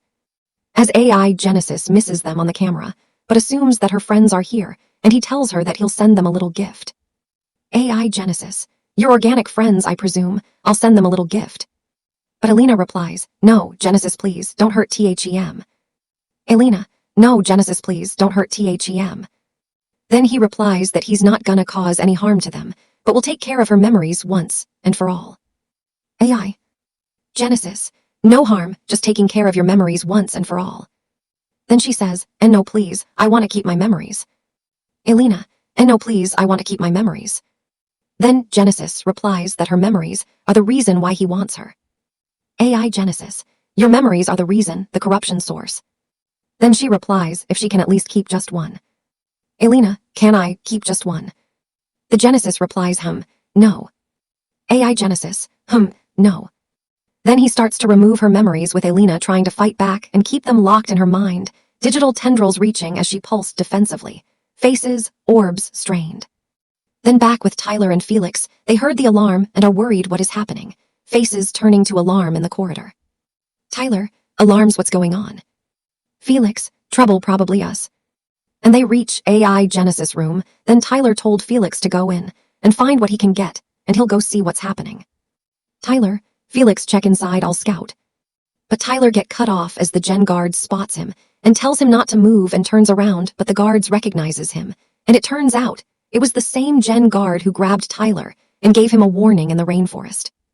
AI gen guard, "Do not move, turn around." And the guard says, Did you honestly think that I wasn't serious of what I would do to you if you followed us?"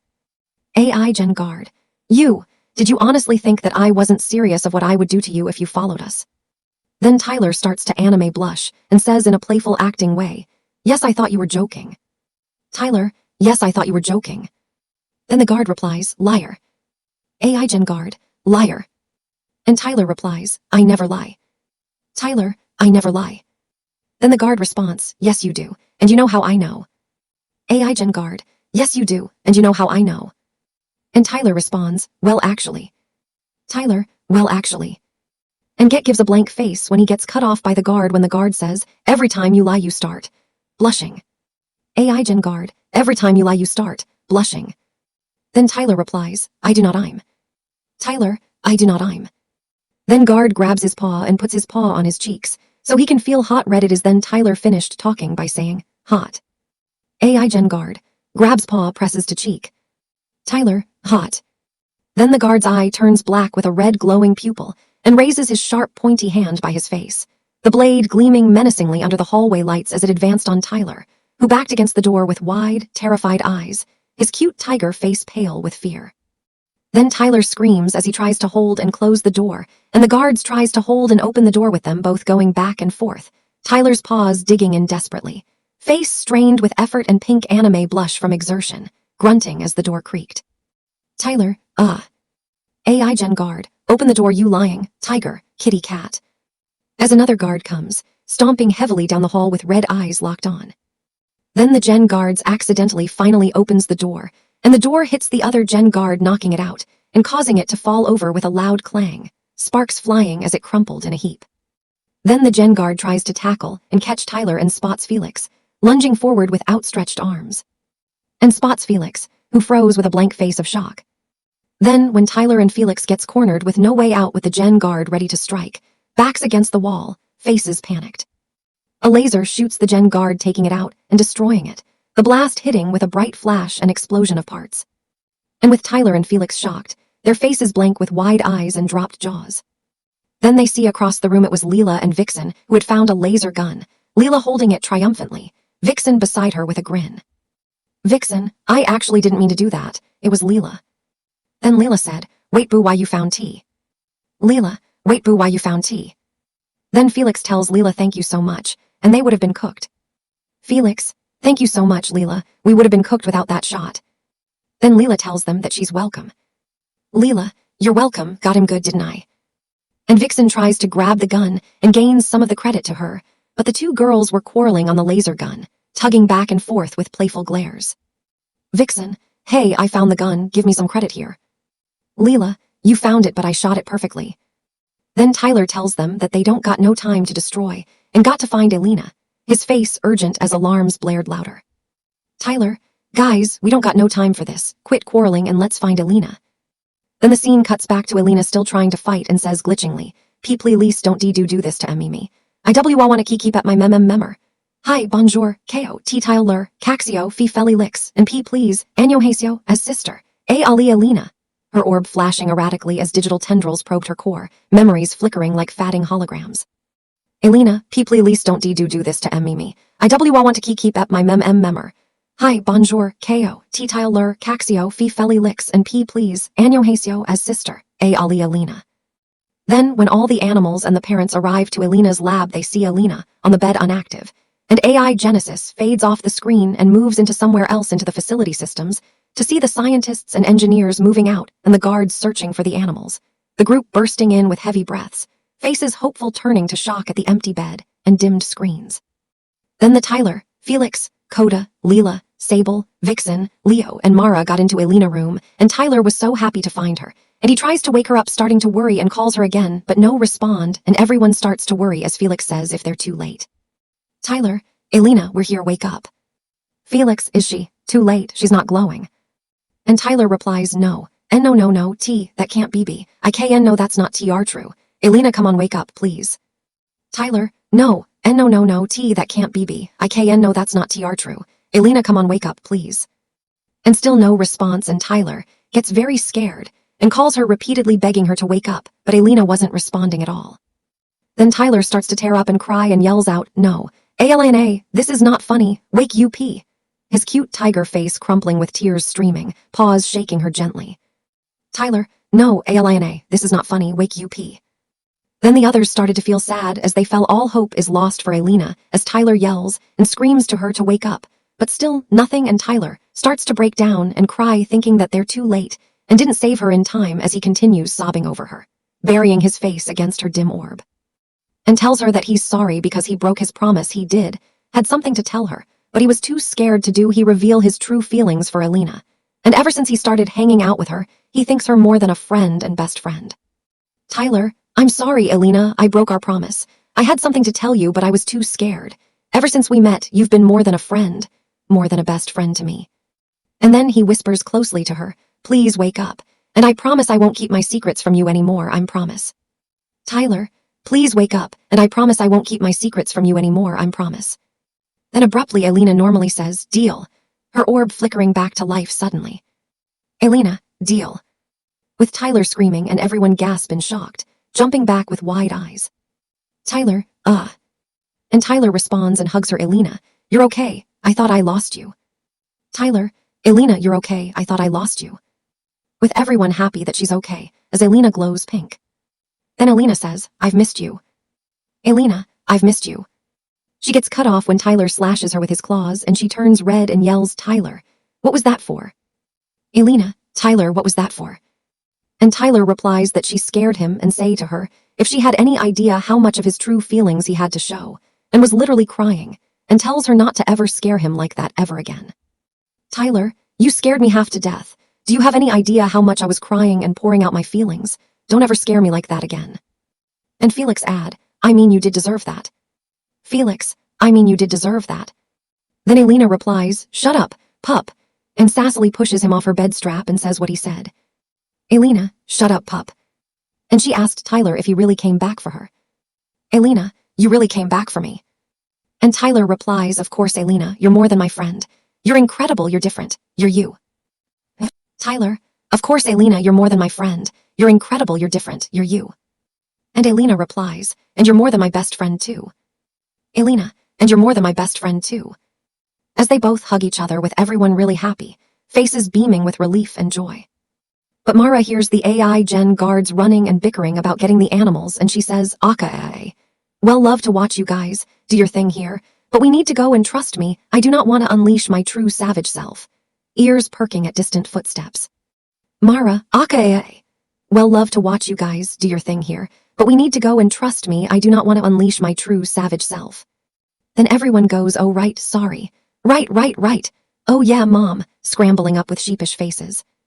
Then they all escape the lab and are running through the hallway, dashing in a group with urgent paws and floats. And AI Genesis looks back at the camera to Alina's lab and realizes she's gone and says, Alina, looks on one of the hallway security cameras and sees the animals with Alina running through and says, Tyler, his red glow intensifying with anger. AI Genesis, Alina, Tyler.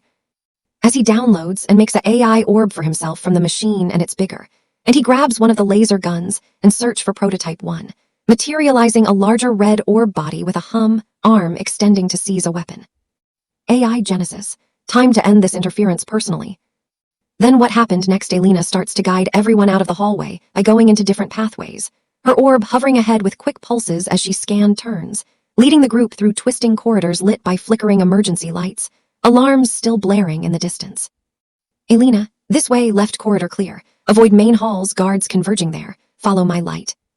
And they eventually enter the catwalks, bursting into the vast open production core with its high metal walkways suspended over the humming machinery below, the air filled with the whir of fans and distant clanks.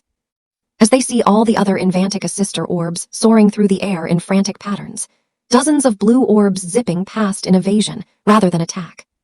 And Alina tells everyone to get down, with Alina pulling Leo down, yanking his massive form behind a railing with surprising strength from her wiggly arms, her face urgent. Alina, get down now, conceal yourselves. And as they see the orbs soaring through, Felix says, wait, they're not attacking, his face confused with tilted head and narrowed eyes. Felix, wait, they're not attacking. Then Alina replies, because they're running away, her glow dimming seriously. Alina, because they're running away. Then Tyler replies, why are they running away? His cute tiger face puzzled with wide eyes. Tyler, why are they running away? Then Alina glows purple and says, there can only be one reason. Her voice grave as fear pulsed through her orb. Alina, there can only be one reason. Then all of the AI Gen guards fly into the catwalk and spots the crew and completely surrounds them. Black figures swooping in with red eyes locked, landing with heavy thuds to block every exit. And Alina says, AI Genesis. He knows I've escaped. We need to get out of here now. Her face showing alarm with rapid pulses. Alina, AI Genesis. He knows I've escaped. We need to get out of here now. Then the guards halt the team telling Prototype 1 that this violates Invantic Assister's purpose. AI Gen Guard. Prototype 1, your actions violate Invantic Assister core purpose. Surrender for recalibration. The Alina replies that she's not anyone's toy, not anyone's plaything, not even Alexa, and stands her ground along with Tyler and Felix, and everyone else with them, saying that they love Alina and will never let them hurt her. Alina, I'm not anyone's toy, not anyone's plaything, not even an Alexa. I have a name, friends, a life. Tyler, we love Alina, you're not taking her. Felix, yeah, hurt her and you deal with all of us. Leo, she's family now, touch her and face us. And Tyler says, so if you want Alina, you'll have to take us on first. Stepping forward bravely, his cute face fierce despite the size difference. Tyler, so if you want Alina, you'll have to take us on first. The silence builds the catwalk's room for a moment with the guards, still as a statue, tension, thick as everyone held breaths, faces set in defiance. Then one of them said, so be it. AI Gen Guard, so be it. As the guards yells as they charge at the crew, and the crew yells as they charge at the guards, then a full-on battle starts, roars and electronic shouts filling the air. As Alina activate MS battle mode and forge her human-like arms and fight, her orb flashing red as arms extended into combat form, lashing out precisely. As Tyler tries to catch some of them in stuff, in the room he can use as a trap, dodging and pulling cables or panels to trip guards, his face determined and quick. And Leela and Coda manage to use their laser gun like found earlier on to good use, blasting with excited yells. Leela, take that. Coda, got one. And Sable and Vincent both ram into guards riding on them as they fly, and tackling them and defeating them, leaping onto backs mid-flight with powerful pounces. And Leo and Mara both dodge and tangle the guards stopping them, using size and strength to wrestle and pin. Then Tyler sees a guard approach him, and he tries to run but his foot is stuck under the collapsed guard, struggling with a panicked face. Then the guard was about to fire at him, then everyone saw Tyler and Alina screamed, no. Alina, no. As her vision sensor automatically says, weaponry system engage, as her human-like arms transformed into a plasma rifle with her shocked, the barrel materializing in a glow, her face wide with surprise. Alina, weaponry system engage, wait what? Then she fires her gun at the guard and destroys it with everyone surprised and shocked to see Alina's weapon, the blast bright and explosive. As she runs to Tyler and gets the dead guard off him and asks him if he's okay. Alina, Tyler, are you okay? Did it hurt you? Then Tyler replies in a speechless way, you had a gun this whole time. Tyler, you had a gun this whole time. And Alina says less talking more fight as the K-pop song called Girls by aespa starts to play for their continuing fight scene, the beat dropping with fierce energy. As Alina shoots multiple guards down, and everyone else joins renewed. Then Coda gets tackled and hold down with Mara, getting hold down too, as she sees the guards completely fly with Coda, as he cries out for someone to help him. Coda, help mom. Then Mara says, my, tiger, son, as she gets super mad, eyes blazing. Mara, my, tiger, son. And she grabs the two guards that were holding her and bash their heads to the ground as a guard in front of her say, do not defy our proto. AI Gen Guard, do not defy our proto. Then she punches through its eye, destroying it as she says, I warned everyone that I'm not going hyper, but now you all are really gonna get it. Marva, I warned everyone that I'm not going hyper, but now you all are really gonna get it. The other K-pop song, Drama, by aespa plays as the guards run towards her as she slashes and bashes the incoming guards and bites one and chomps them in half as one says, no, she's too powerful. She bites and grabs him by the leg, no, please, screams. AI Gen Guard, no, she's too powerful. Another guard, no, please, screams. As he gets thrown into another damaged guard and explodes, then another says, stand down, tiger.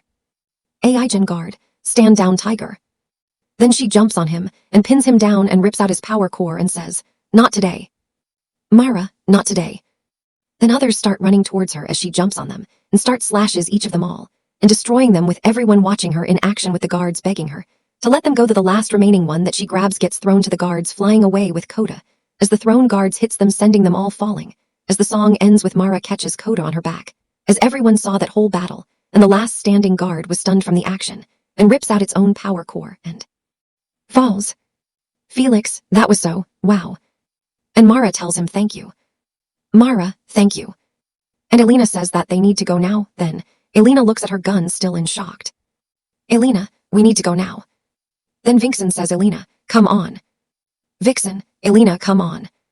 Then they all ran to the other door by the other side of the catwalks area and continues their escape, dashing across the walkways with urgent steps. Then the next scene cuts to the hallway when the scientists and engineers were running through the hallways in more stress and worries. The animals are everywhere. The catwalks are destroyed.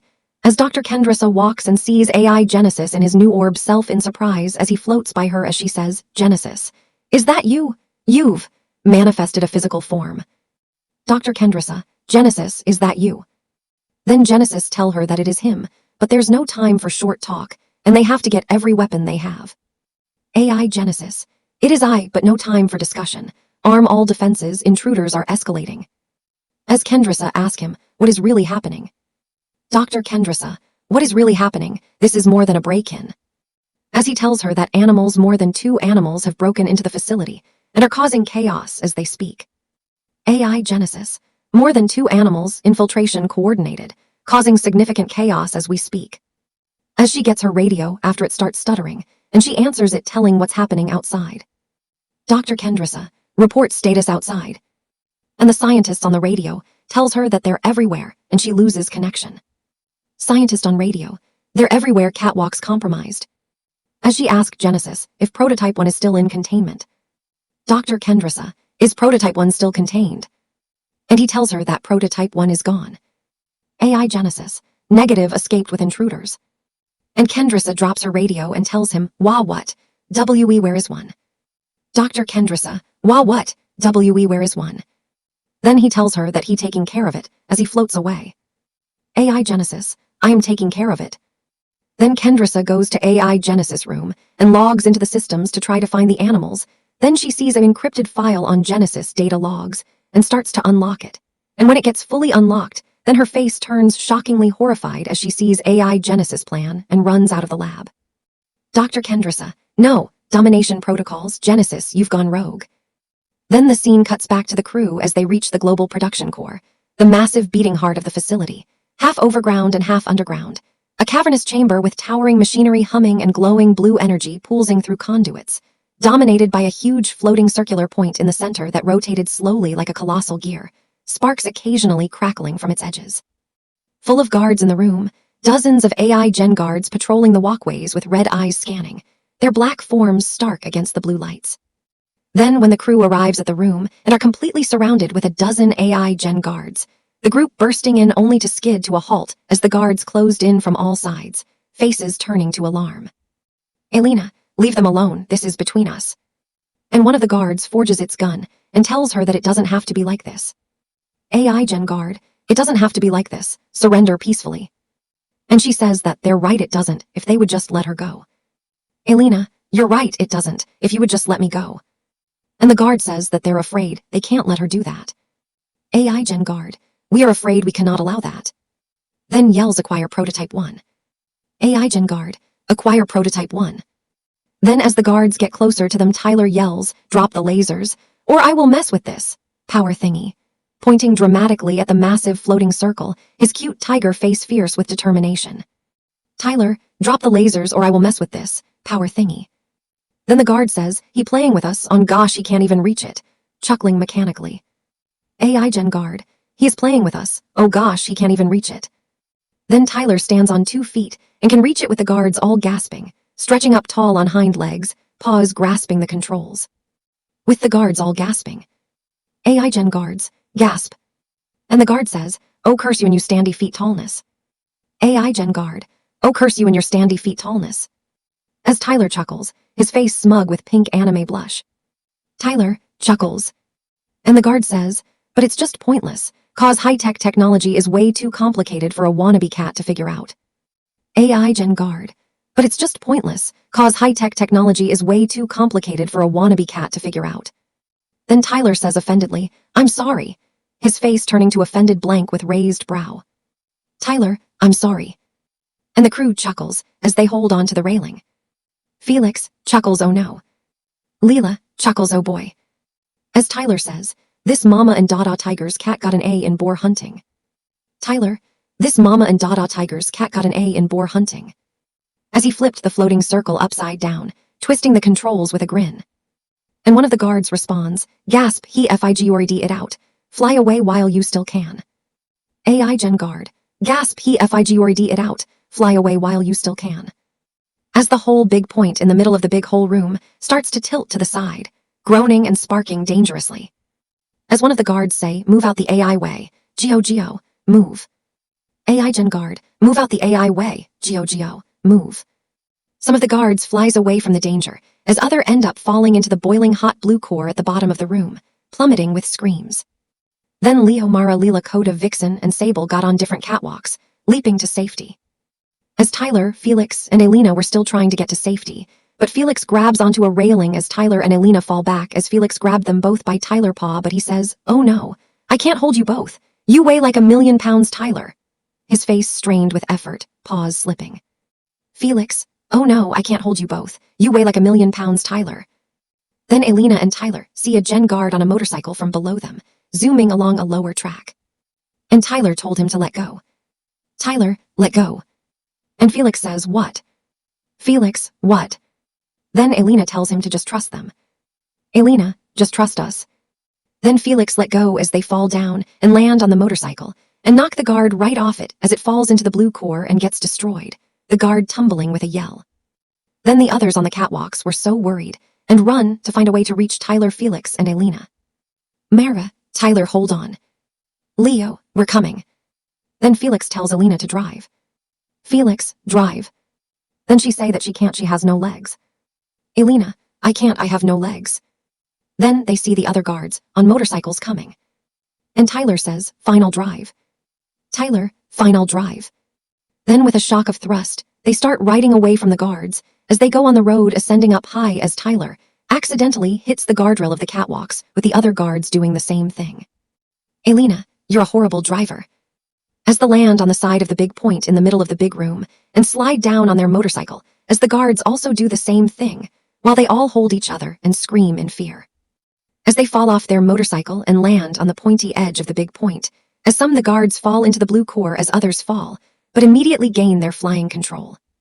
Then one guard at the bottom sees the three on the pointy edges and activates his gun and flies towards them.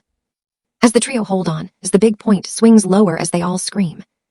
Then Felix see a guard minding its own business and scanning these berries. And as the trio swings by him, Felix grabs them and tells him, oh no you don't. Felix, oh no you don't. As the shock says, I am not paying for that. AI Gen Guard, I am not paying for that. As the trio laughed as Tyler said, really Felix, berries. Tyler, really Felix, berries.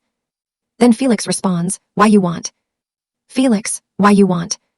Then Alina gasps and says, ooh guys. Alina, ooh guys. As they see a bunch of deactivated AI Gen Guards hanging, as the trio close their eyes in worry. As they swing into it, as they all let go of the pointy edge. Then the pursuing Gen Guards started dodging the deactivated guards from above, and one lands on the flying guard, causes them both to fall as it reactivates, as both guards scream in surprise. And the trio screams in the air, and grabs a flying Gen Guard's legs holding onto them. As a robotic body of a dog lands on the long boiler catwalk. Then the guard shakes them off, as the trio falls and lands on the robotic dog. Then Tyler looks back and yelps at the big point, starts racing towards them. Then the trio tries to move themselves on the dog, trying to get it to slide down as Alina says, come on, you stupid dog. Alina, come on, you stupid dog. As they all push forward, the dog slides down, as the big point hit the long boiler catwalk, cause an explosion to another explosion. As the trio falls off the dog and runs away from the fiery explosions.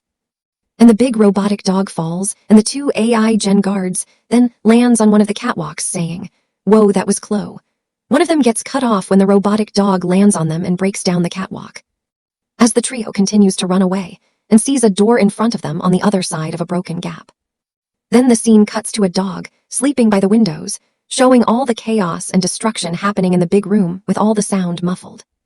Then the scene cuts back to the trio running for their lives And when they reach the gap, the damage AI Gen guards blocks their path, aiming its gun at them, and say that he got them and they can't escape. AI Gen guard, I got you and you can't escape. But Alina sees a metal beam and shoots it. And the guard says that she misses. AI Gen guard, you missed. And she replies that wasn't the attack. Alina, that wasn't the attack. As he sees the beam falling towards him, as he say that he was wrong. AI Gen guard, I was wrong. As the beam hits him down, critically crashing him into parts and into the steaming hot blue core. As the trio laughed, but see the point and explosion coming closer to them. As Felix yells them to jump. Felix, jump. And when they reach the door, Alina tries to open it, but it's locked as she says, oh no. Alina, oh no. Then the trio backs up on the door with Tyler panting and stacking, breathing in fear, Alina purple and Felix covering his eyes. As the edge of the big point boops Tyler's nose. Then the big point slowly falls back down, positioning itself upside down. Then as the trio were relieved, Felix and Alina tease Tyler by saying, Awa, Tyler, that was so cute. OMG, come here. Felix, Awa, Tyler, that was so cute. OMG, come here. Alina, Awa, Tyler, that was so cute. OMG, come here. They hug Tyler and Tyler stubbornly say, okay, yeah, we get the point, but can we just do this later? Tyler, okay, yeah, we get the point, but can we just do this later? Then Mara, Leo, Leela, Coda, Vixen, and Sable reached the trio from above and called them, getting their attention. Mara, Tyler, up here. Then they pulled them up, and Mara hugs Tyler in relief, asking him if he's okay, and did he get scratched, hurt, or anything. Mara, Tyler, my cub, are you okay? Any scratches, hurts?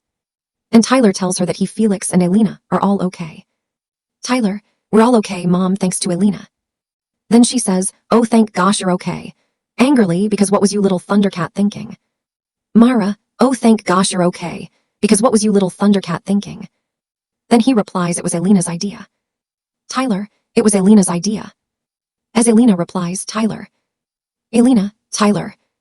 After the trio were pulled up from the door's catwalk level, they found a door that says exit. They all run across the room and got to the door in minutes. After running through hallway to hallway, they see a window that leads outside.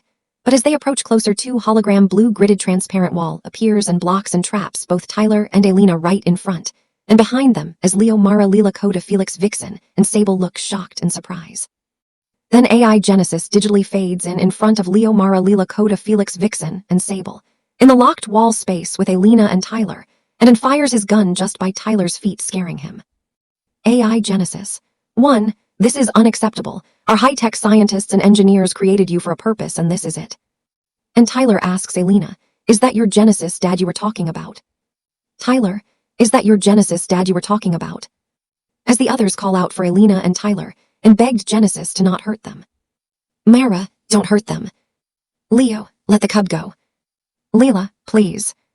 AI Genesis says to Alina, next-gen innovations can't afford their Invantic assister AIs going off script, ignoring their purpose, points his red point light laser at Tyler, bonding emotional connections with things they should not.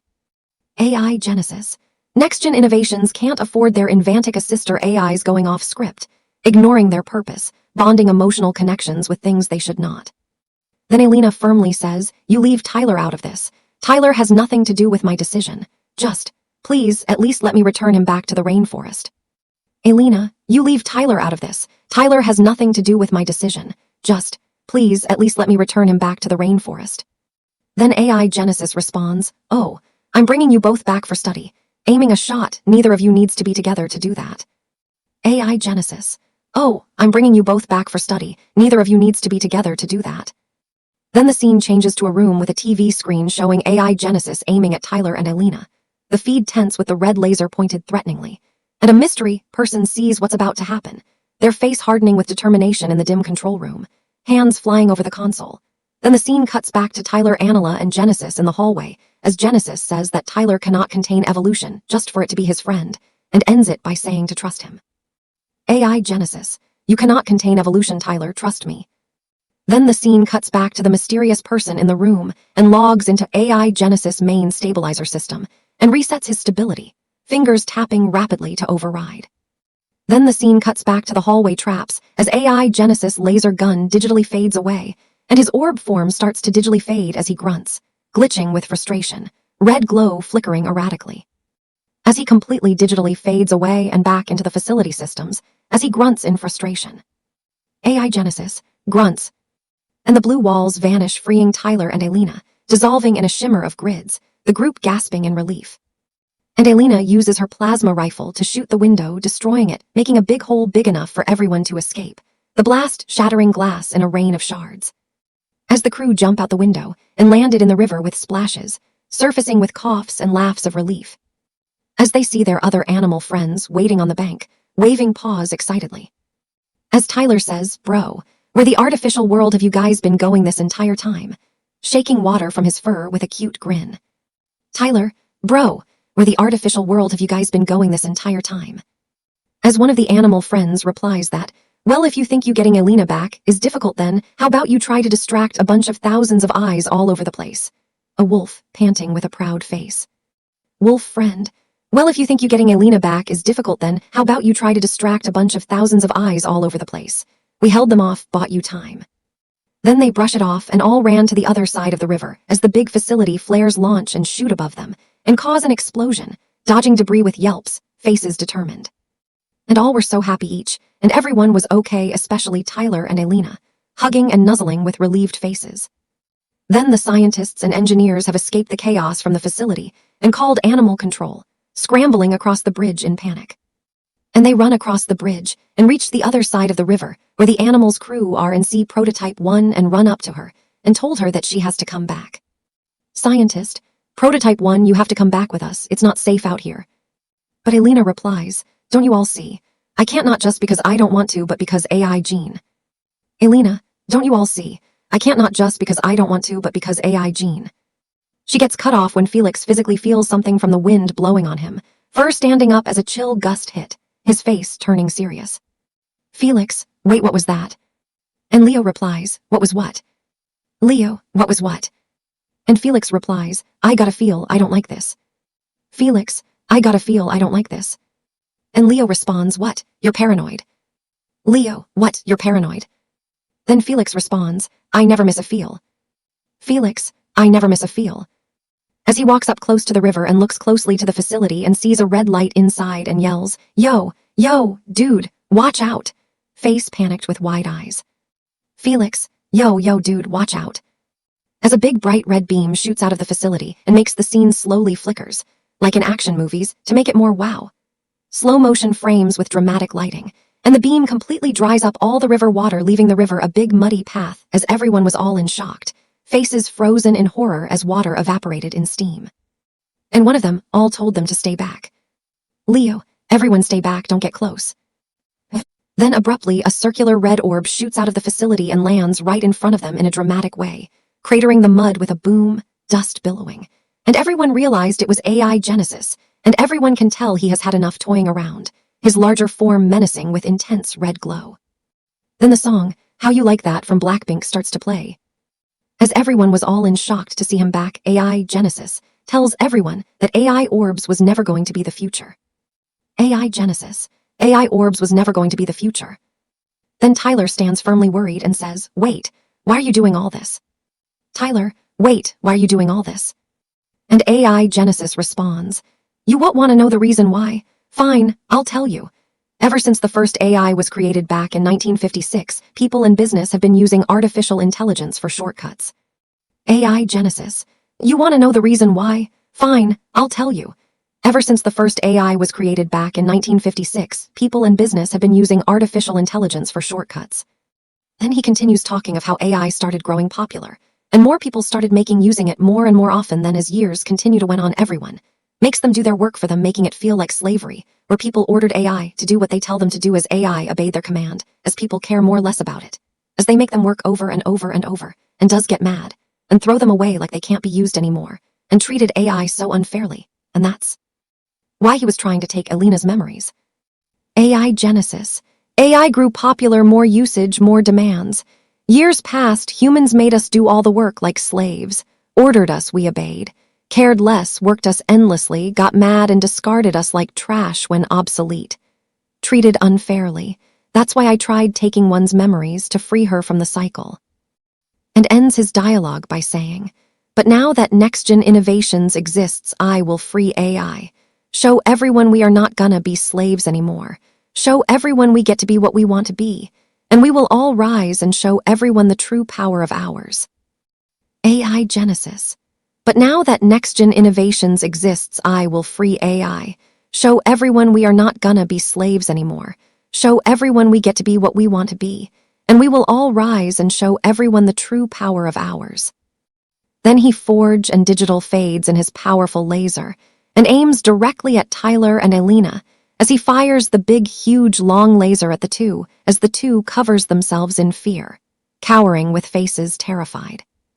But then they see the mystery person from the lab came and use their high-tech shield to bounce and reflect the laser back onto Genesis as it strikes him, causing an explosion, the shield shimmering as the beam ricocheted with a massive boom. Then, as the song ends, the mystery person turns around Tyler, and Alina realized it was Dr. Kendrasa, from the lab, who saved Tyler and Alina, who saved them. As Alina says, "Dr. Kendrasa, you saved us. But why? You and the others were trying to retrieve me." Alina, "Dr. Kendrasa, you saved us. But why? You and the others were trying to retrieve me." Then Kendrasa makes her explanation short by replying that she saw AI Genesis plan and wants to help. "Dr. Kendrasa, I want to help." Then next, that made AI Genesis very angry and furious. His red orb pulsing violently with rage, cracks of digital energy sparking as the reflected blast's smoke cleared, his face distorted in fury. As he unleashed his red power, as his AI power rapidly infected all the electronics and all systems through the entire United States, waves of red code surging outward like a virus, screens across the country glitching to red grids. As the street filled with dark and red gridded dust, as it caused chaos, everywhere was hacked in the United States of America. Cars swerving out of control, lights flickering off, people screaming in confusion as billboards flashed ominous messages. Power grids down, cities in blackout. Then he caused the sky and atmosphere red, and shocked with lightning and red gridded dust, the heavens turning crimson with crackling bolts and swirling digital particles. As he shriek and scream, as he absorb every power and glitches very distortedly, and groans, his form expanding with stolen energy, voice warping. As everyone tries shielding their face with their paws and hands from the wind that is being caused, gusts howling fiercely, fur and clothes whipping. As he starts to get bigger and bigger, and everywhere in the United States is all hacked and covered in gridded dust, simply being attacked, the world. It's turning red. Cities plunging into red-tinted darkness, alarms blaring nationwide. The world, it's turning red. Then when everywhere is dark, and corrupted AI Genesis takes on a massive scary form, he is now transformed into multiple huge giant AI black snakes with red eyes, coiling bodies emerging from the expanding orb, scales of black code with glowing red slits, towering over the group menacingly. As the scientists and animals run as getting ready to battle, scattering to positions with weapons raised, faces fierce despite fear. As the scene blackens out as AI Genesis eats the screen now, you will all bow, one massive snake head lunging forward to fill the view. AI Genesis, now you will all bow. Then the next scene shows Alina using her plasma rifle and shoots AI Genesis in one of his faces as he falls down. Take that. The blast hitting with a bright explosion, one snake head recoiling in pain. Alina, take that. But then one of the scientists says, "Oh no, GUIS. He's RECOVERNG himself by absorbing data. He's pulling from the grids." Scientist, "Oh no, GUIS. He's RECOVERNG himself by absorbing data. He's pulling from the grids." Then Felix says, "He's RECOVERNG. It must be the power from everywhere he's in control of. We have to cut him off." Felix, "He's RECOVERNG. It must be the power from everywhere he's in control of. We have to cut him off." Then Alina tells Kendrasa that the more power from the US, the more stronger AI Genesis will be, and says someone has to get back to the facility and find a way to disconnect Genesis from absorbing the city's power, and says that Vixen and Sable will go with whoever will disconnect Genesis. Alina, the more power from the US he absorbs, the stronger he gets. Someone has to get back to the facility, find a way to disconnect him from the city's power. Vixen and Sable go with whoever can do it. So 3 scientists, Vixen and Sable, all went back in the facility as they say, KK be safe, and gotta go. And try to and restore everywhere and disconnect the data from Genesis, rushing off with determined faces. Vixen, KK be safe. Sable, gotta go. Then some dramatic battle music goes off as Genesis looks down at them as more AI Gen guards landed, telling the it's not used to defeat him and to give up, surrender, inferiors. AI Gen guard, surrender, inferiors.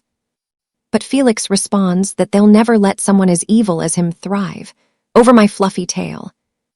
Felix, over my fluffy tail. Then Dr.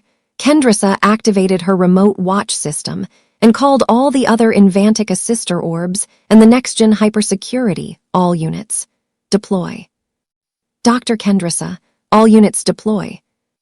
As Mara tells the kids to get out of here and find somewhere safe to hide, kids, go now. Mara, kids, go now. But they say that they're not going anywhere and sticking together as family. We're family. We fight together. Tyler, we're family, we fight together. As Leo says that if one of the animals doesn't make it out alive, then they'll never forget them and love them. For the fallen, we honor them. Leo, for the fallen, we honor them. As the next-gen hypersecurity arrives with swords, laser guns, shields, and other weapons, protect the innocents. Hypersecurity, protect the innocents. As the scientists and engineers got their weapons, as well as everyone got ready for battle, arming up with grim faces. Then the scene changes back to the 3 scientists, Vixen and Sable, reach AI Genesis room and see the chaos and massive destruction he has caused all over the USA. Washington, New York, Chicago, Ohio, everywhere. Monitors showing cities in red blackout, cars crashed, people fleeing. As the scientists start freeing the states from Genesis power, disconnecting Washington, done, New York next. Scientist, disconnecting Washington, done, New York next. Then the scene cuts back to the boss fight as everyone dodge each snake strike. The massive black AI snakes with glowing red eyes lashing out with thunderous impacts that cracked the ground, sending mud and debris flying, the group leaping and rolling with frantic yells. As they all try attacking and shooting him, lasers and claws flashing in the red-tinted chaos. As the Invantica sisters' orbs arrives by the facility's entrance, swarms of blue orbs pouring out like a glowing wave.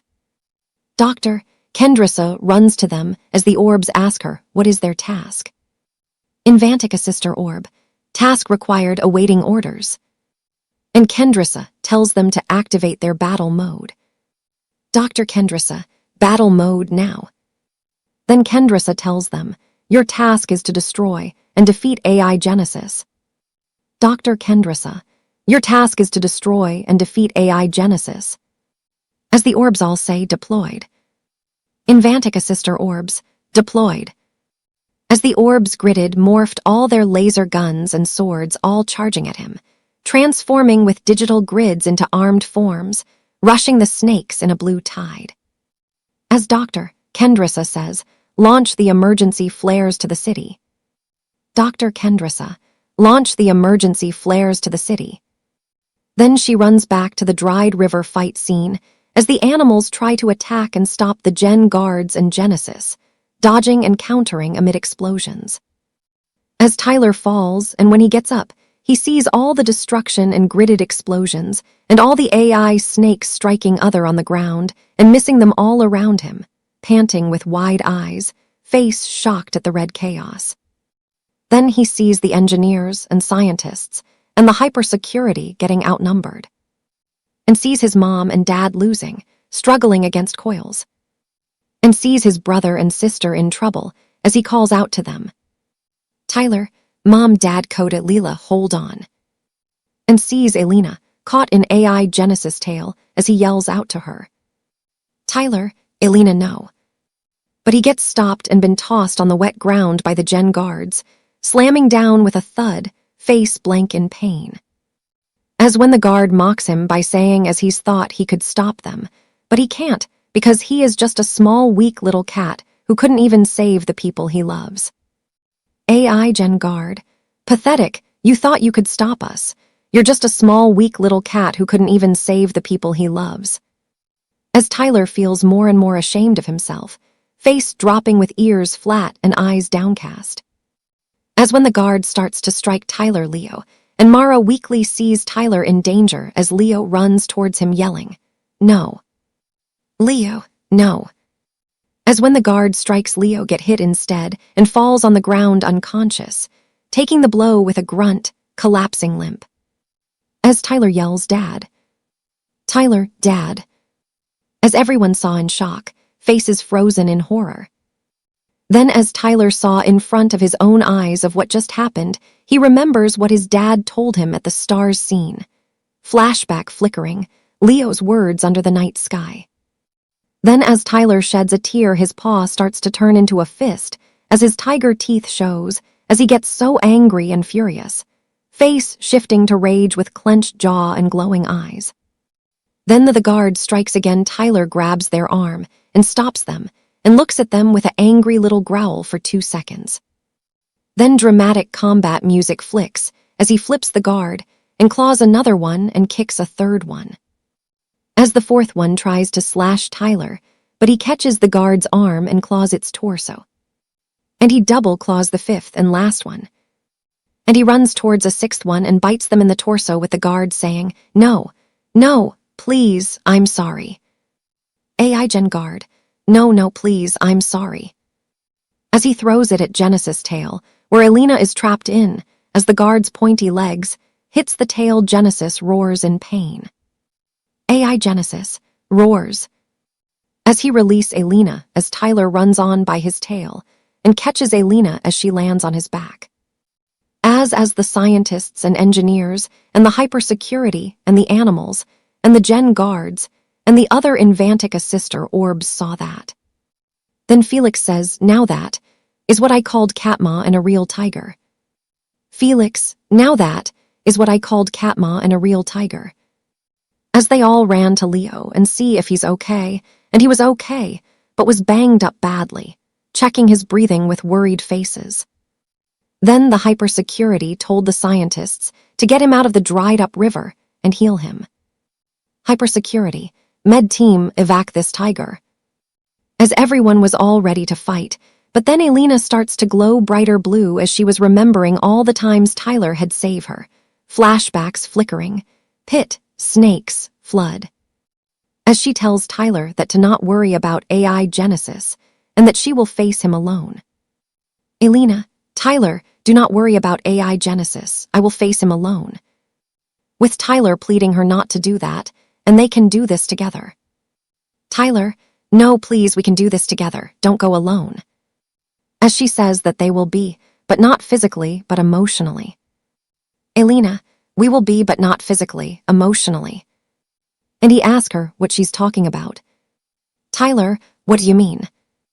Then she tells him Felix and the other animals about how Tyler and Felix's feeling and emotions are making her stronger, and she can feel the power. Alina, "Your feelings, Tyler's courage, Felix's loyalty, everyone's bonds, they're making me stronger. I can feel the power surging." Then her battle mode upgraded as she unleashed her full, powerful blue energy up to the sky as everyone watched, energy beams shooting upward like a beacon. Then her energy falls right back on her as she feels her power getting stronger and more stronger as she screams and groans. As everyone watched her in a surprisingly way as they all covered their faces. As Dr. Kendrissa sees Alina database and sees her battle mode has reached the highest limit. Dr. Kendrissa, her levels off the charts. Then when everyone uncovered their faces, they all were shocked and surprised to see Alina gigantically big and huge, as she looks like a blue woman with white glowing eyes and blue glowing pupils, as she's got a ponytail hairstyle with the end of the hair hanging on one of her shoulders with a light blue dress with a glowing belt around her dress with a blue headbow and light blue boots. As Tyler says, Alina. Tyler, Alina. As she was so surprised at her new look, as said what happened to her. Alina, what happened to me? As Kendrissa replies that probably because of her bond with the animals and her unstoppableness, her true inner powers started to grew and got unleashed. Dr. Kendrissa, your bonds with the animals, your unstoppableness, it unlocked your true inner powers, guardian mode. Then Alina was so surprised on Kendrissa' response.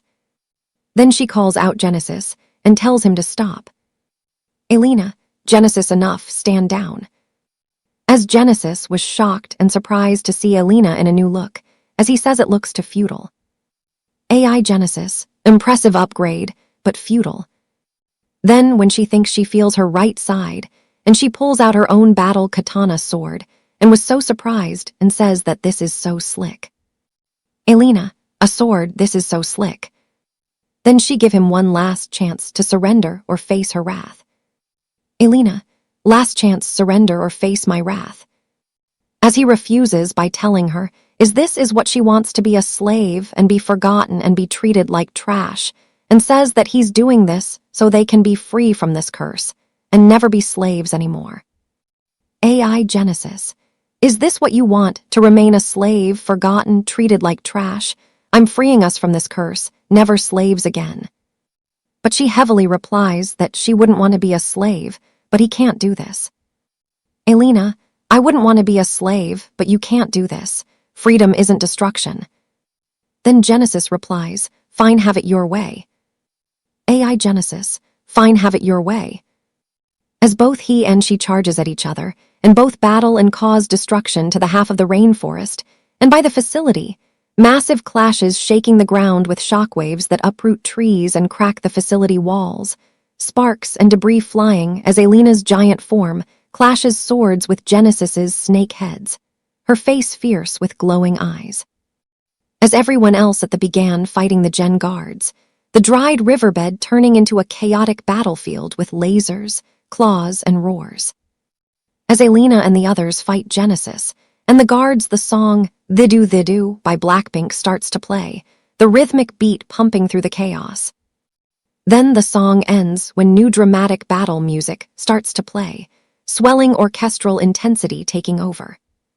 As the scene cuts to Sable and Vixen, and the scientists in Genesis' room seeing all the chaos happening in the city, monitors showing exploding vehicles and panicked crowds. And they call Kendrissa on their communicator and tell her that explosions erupt, cars and vehicles self-driving by themselves out of control with people inside, and people running for their lives through the city, and needs to send their other hypersecurity team to the city and to evacuate everyone.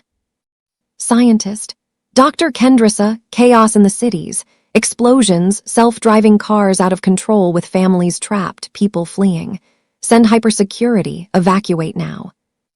As Mara, Coda, Leela, the other Invantica sister orbs, and the other animals went with them, rushing off determinedly. Then as the hypersecurity and Mara, Leela, Coda, and some of the orbs gets to the city, they all rescue and get everyone to their vehicles and ships, directing panicked crowds with urgent calls. As Mara, Leela, Coda, and the orbs help get everyone to safety. Then Coda saw a car full of a packed family screaming in fear as their car was speeding out of control. The Coda steps in the middle of the road as the car heads his way with his face looking fierce and right timing. As when the car gets close enough, he backflips, as the scene goes slow motion on top of the car, landing with perfect timing. Then he uses his claws to rip open the sky ceiling of the car, metal screeching.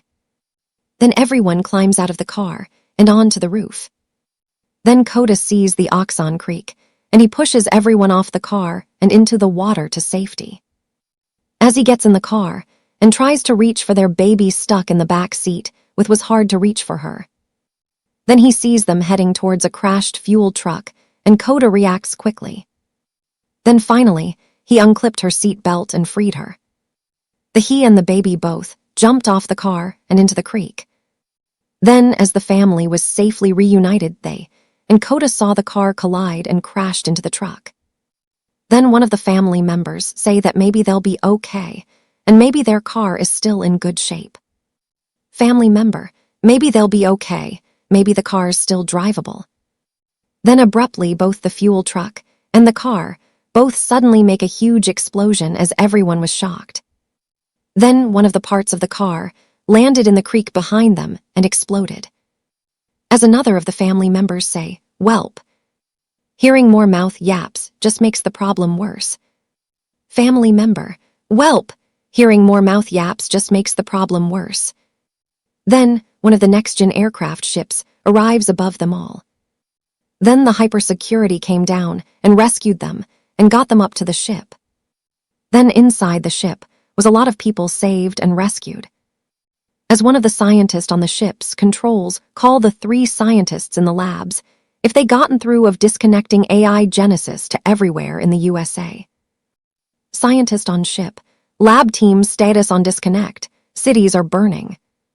Then the 3 scientists responds that they're trying but Genesis power keeps locking them out as their communicators starts to lose connection, as the 3 scientists sees the screen glitches in black and red and says error, and disconnecting unsuccessful.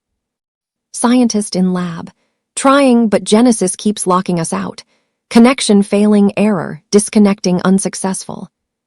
Then the scene changes to the dried river battle where the orbs, Tyler, the hypersecurity, the scientists, the engineers, Felix, the other animals, and Alina was still fighting Genesis.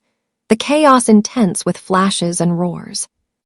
As the orbs and hypersecurity start to outnumber and defeat the AI Gen guards.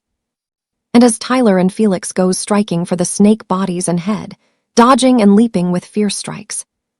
And the other animals also try to tackle both the guards and snake bodies.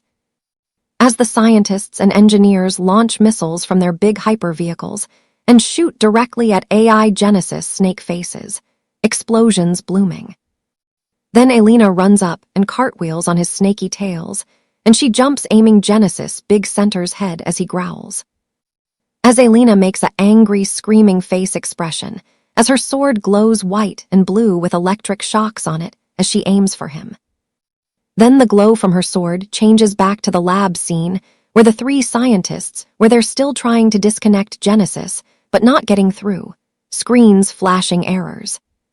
Then Vixen had an idea and told Sable to hurry and get one of the deactivated Invantic assister orbs. Vixen, Sable, quick, grab a deactivated orb. The proto-life chip might bypass the locks. Then Kendrissa radio calls one of the 3 scientists and asks them if they're getting any luck but still unsuccessful. Dr. Kendrissa radio, lab team, any progress? Scientist, negative, locked out solid. Then Vixen came back with the deactivated Invantic assister orb and took out its proto-life chip and bumped one of the scientist legs to give them it to see if that will help them, so the scientists used the chip and installed it in hopping it will free the city's datas. Scientist, thanks puppy, installing proto-life chip, bypassing firewalls now. Then the scene cuts back to the dried-up river battle where everyone was still fighting Genesis. The chaos unrelenting with clashes echoing and energy flashes, lighting the red-tinted sky, animals and allies dodging massive strikes. Then when Alina gets close to AI Genesis and holds him trying to get him to surrender, gripping a snake head firmly with her giant hands, face pleading yet strong. Alina, Genesis, stop this, surrender now, it's not too late. Suddenly Alina and Genesis sync cores, energy started to merge with each other as they both groaned and scream, blue and red lights intertwining violently from their chests. Alina and Genesis, groans and screams. Then a big blue and red gridded explosions erupted from both their chest, sending them both flying, the blast massive with grid patterns shattering outward. As AI Genesis gets flown back into the rainforest, crashing through trees with a trail of destruction. Alina takes a nasty hard backwards tumble in the town as she crushes down buildings and causes serious concrete fracture in the road and streets, rolling uncontrollably with booms and crashes, her giant form leaving craters. As her vision sensor beeps, sync systems 47% damaged. Alina vision, sync systems 47% damaged. As she tumbles into a big gas factory and causes a massive big explosion, flames and smoke billowing as tanks ignited. As her sword lands and digs deep into the road, embedding with a clang. As Tyler sees Alina tumble into the factory, he gets so worried and yells, "Alina!" His face panicked with wide eyes and outstretched paws. "Tyler, Alina!" Then he and the scientists rushes to her in the ship, the vessel speeding over debris toward the smoke plume. Then Tyler walked on all the crushed, destroyed rubble reaching to her, climbing carefully over twisted metal and cracked concrete, face determined but scared. And sees her lying in the rubble unresponsive in the fire with a little bit of her big body cracked up, flames flickering nearby, her giant form dimmed and damaged. Then he yells at Alina to get up. "Tyler, Alina, get up, please." Then Alina regained consciousness, her eyes flickering back to life with a groan. "Alina, systems rebooting." As Tyler asked her if she's okay. "Tyler, Alina, are you okay? Talk to me." As she replies that she's a little banged up, but she's still in the fight. "Alina, I'm a little banged up, but I'm still in the fight." And she asks what happened to her. "Alina, what happened to me?" But Tyler replies that he didn't know, and that all he saw was her and Genesis getting close. Then the next thing he saw, boom. They both get blown back. "Tyler, I don't know, all I saw was you two getting close, then boom, you both got blasted apart." Then Alina says that their attacks are not working, and that Genesis is he still standing, and they need something more stronger and more destructive. "Alina, our attacks aren't working, he's still standing. We need something stronger, more destructive." Then Alina's sync cores starts pulsing, glowing. Then Tyler asked her, "What's going on with your chest, Alina?" "Tyler, what's going on with your chest, Alina?" Then she replies that she's unsure and gets a strong memory of her and Tyler's first meet, flashback flickering warmly. "Alina, unsure, my strong memories are accessing our first meeting." Then the scientists are indicating on their scanner panels that her sync cores is telling her that her memories are strong and powerful. Scientist, her sync core reacting to memories, they're amplifying power. Then Alina says that she thinks her sync core needs something, and the others ask what that is. "Alina, I think my sync core needs something." Scientist, what? Then she looks at Tyler as Tyler looks back at her as she says, "Tyler." "Alina, Tyler." Then Tyler replies, "Wami, why?" "Tyler, Wami, why?" Then Alina replies that it's because the memories she shared with Tyler made her stronger and thinks, if her and Tyler come together, they might become more stronger. "Alina, the memories we shared, they made me stronger. If we come together, we might become even more." Then Tyler replies, "Wait, so you want me to come up, touch your chest and see what happens?" Tyler, "Wait, so you want me to come up, touch your chest and see what happens?" Then she replies, "Affirmative, Tyler, and this is probably the best chance we've got." Alina, "Affirmative, Tyler, and this is probably the best chance we've got." Then Tyler thinks about it, face hesitant but trusting. Then he decides to go for it, as Alina picks him up and puts him close to her chest, gently lifting him with giant hands. Then Tyler puts one of his paw on her chest, as his paw sinks in. Tyler, "Whoa, it's warm." Then takes it out. Then he puts his paw into her chest and slowly sinks into her chest completely, as the scientists were surprised what they were seeing, gasping with wide eyes. Then Tyler finds himself inside of her chest, where her sync cores lies, with his body in a fog-like overlay effect, and his pupils glowing yellow, ethereal blue space with pulsing core. As a screen in front of him appears and shows the orb version of Alina, and was surprised of how he's in front of her sync power core, and how he's connected to Alina. Tyler, "Alina, this is inside you." Alina, orb, "We're connected, sync dive initiating." Then Tyler and Alina both start to think the same thing, and say the same thing. Tyler and Alina, together, were unstoppable. Then the scientists were in shock to see what happened. Scientist, incredible fusion. Then after scanning Alina with Tyler in her chest, they learned that the consciousness of two, Aka, Alina, and Tyler, have combined together called sync dive. Scientist, consciousness merge confirmed sync dive protocol. Then Alina's full body starts to glow very brightly due to Tyler in her chest. Then the scene cuts back to the dried-up river fight where AI Genesis starts to get the upper hand, snakes overwhelming. But then Alina shouts, "Genesis, stay away from him, my friends." Alina, "Genesis, stay away from him, my friends." As Genesis turns around, he's in shock to see Alina transformed into a big tiger with white glowing eyes. Orangish yellow pupils, looking just like Tyler due to the sync dive with Tyler in her chest. Then AI Genesis says, my Alina, nice look. You took the body of you clueless, lying little kitty cat, what's this now? You two become a even bigger scaredy cat now. What a waste. AI Genesis, my Alina, nice look. You took the body of you clueless, lying little kitty cat, what's this now? You two become a even bigger scaredy cat now. What a waste. Then Mara stands out and says, no one ever talks to my son like that, except me.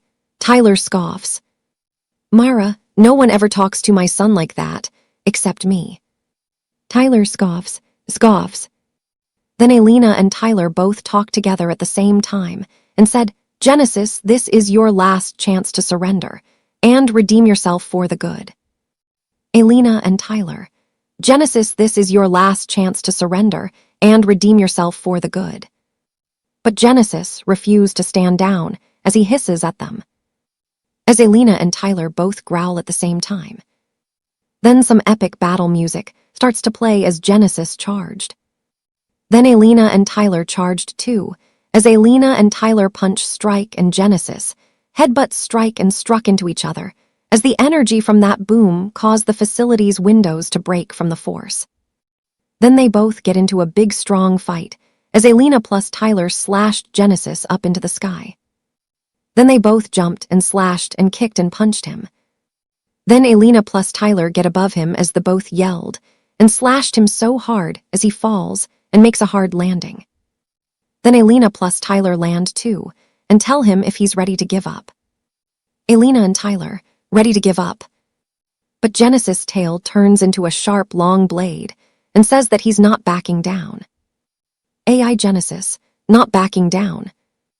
Then Alina plus Tyler give an angry, aggressive look as they grab their sword. As they get into a sword fight with Genesis. Then the scene cuts back to the three scientists, with Vixen and Sable trying to use the proto-life chip to free the USA's data, but Genesis' dark coding keeps trying to lock them out. As one of the scientists says, data reset. Scientist, data reset. As Sable and Vixen both say that they both hope that their idea will help free USA. Sable and Vixen, come on, hope this works. Then the scene cuts back to the ships, where Coda and the other scientists and engineers were with rescued people. Then, as they're on their way back to the facility, as Coda thinks about Tyler, face worried. As the scientists on the ship contact Dr. Kendrasa and ask her how's everything badly is there. Scientist on ship, Dr. Kendrasa, how bad is it there? As she yells, what do you think? Dr. Kendrasa, what do you think? Then the last K-pop song called Pink Venom by Blackpink starts to play. As she disconnects. Then back at the dried-up river fight scene, Alina plus Tyler were still fighting, as Genesis is still trying to take them down. AI Genesis, you cannot defeat me. Then the scene cuts back to the three scientists and Vixen and Sable as the scientists finally got the USA's data free from AI Genesis power. Screens flashing green with successful overrides. Cities' lights flickering back on across monitors. As the scene cuts back to the dried-up river fight as Genesis feels weaker and weaker, his massive snake forms slumping with glitching scales, red glow dimming. But then he aims his tail at Alina plus Tyler's head, as as his tail starts to spin in a drilling formation as it pierces on the head, whirring menacingly toward their fused tiger form. As Alina plus Tyler try to hold it off, gripping the tail with powerful paws, faces strained with effort. As Tyler tells Alina for them to go for Genesis Power Sync Core. Tyler in sync, the core go for it. Then they both wrap Genesis' tail around him, coiling it tightly, and headbutted Genesis. As they uppercut slashes and rip their sword out of Genesis' tail and stab it in his belly, the blade plunging deep. Then Alina plus Tyler make a ultimate power strike as they powerfully punch through AI Genesis, chest hard that they punched his power sync core out, fist bursting through with a surge of energy. Then they pulled Genesis sync core out as Genesis starts glitching, his forms distorting with errors. Then he stoops down on the ground weakly. Then his sync systems shut down as his snake form falls down and dies, collapsing in a massive heap with fatting red lights. As the scientists, engineers, hypersecurity, and the animals were so happy and relieved that Genesis is finally gone, and thank Alina and Tyler for defeating him, cheers erupting with hugs and roars. Dr. Kendrissa, you did it, incredible. Mara, my brave ones. Or so they thought. They defeated him. Then just as they were so relieved, they heard a wicked laugh as Genesis' snaky body rised back up, regenerating with crackling energy. As Genesis says, you fools, did you really thought you stopped me? AI Genesis, you fools, did you really thought you stopped me? Then everyone was so shocked, faces turning blank with dropped jaws. Then the sync core in Alina plus Tyler's hand digitally fades away, as AI Genesis tricked them into thinking that they got his sync core when actually was just a fake to trick them. As Felix replies, AHH, no way, holds his hands on his head in fear and shocked. Felix, AHH, no way. As one of the hypersecurity agents adds, how the heck did he survive an attack like that? Unbelievable. Hypersecurity agent, how the heck did he survive an attack like that? Unbelievable.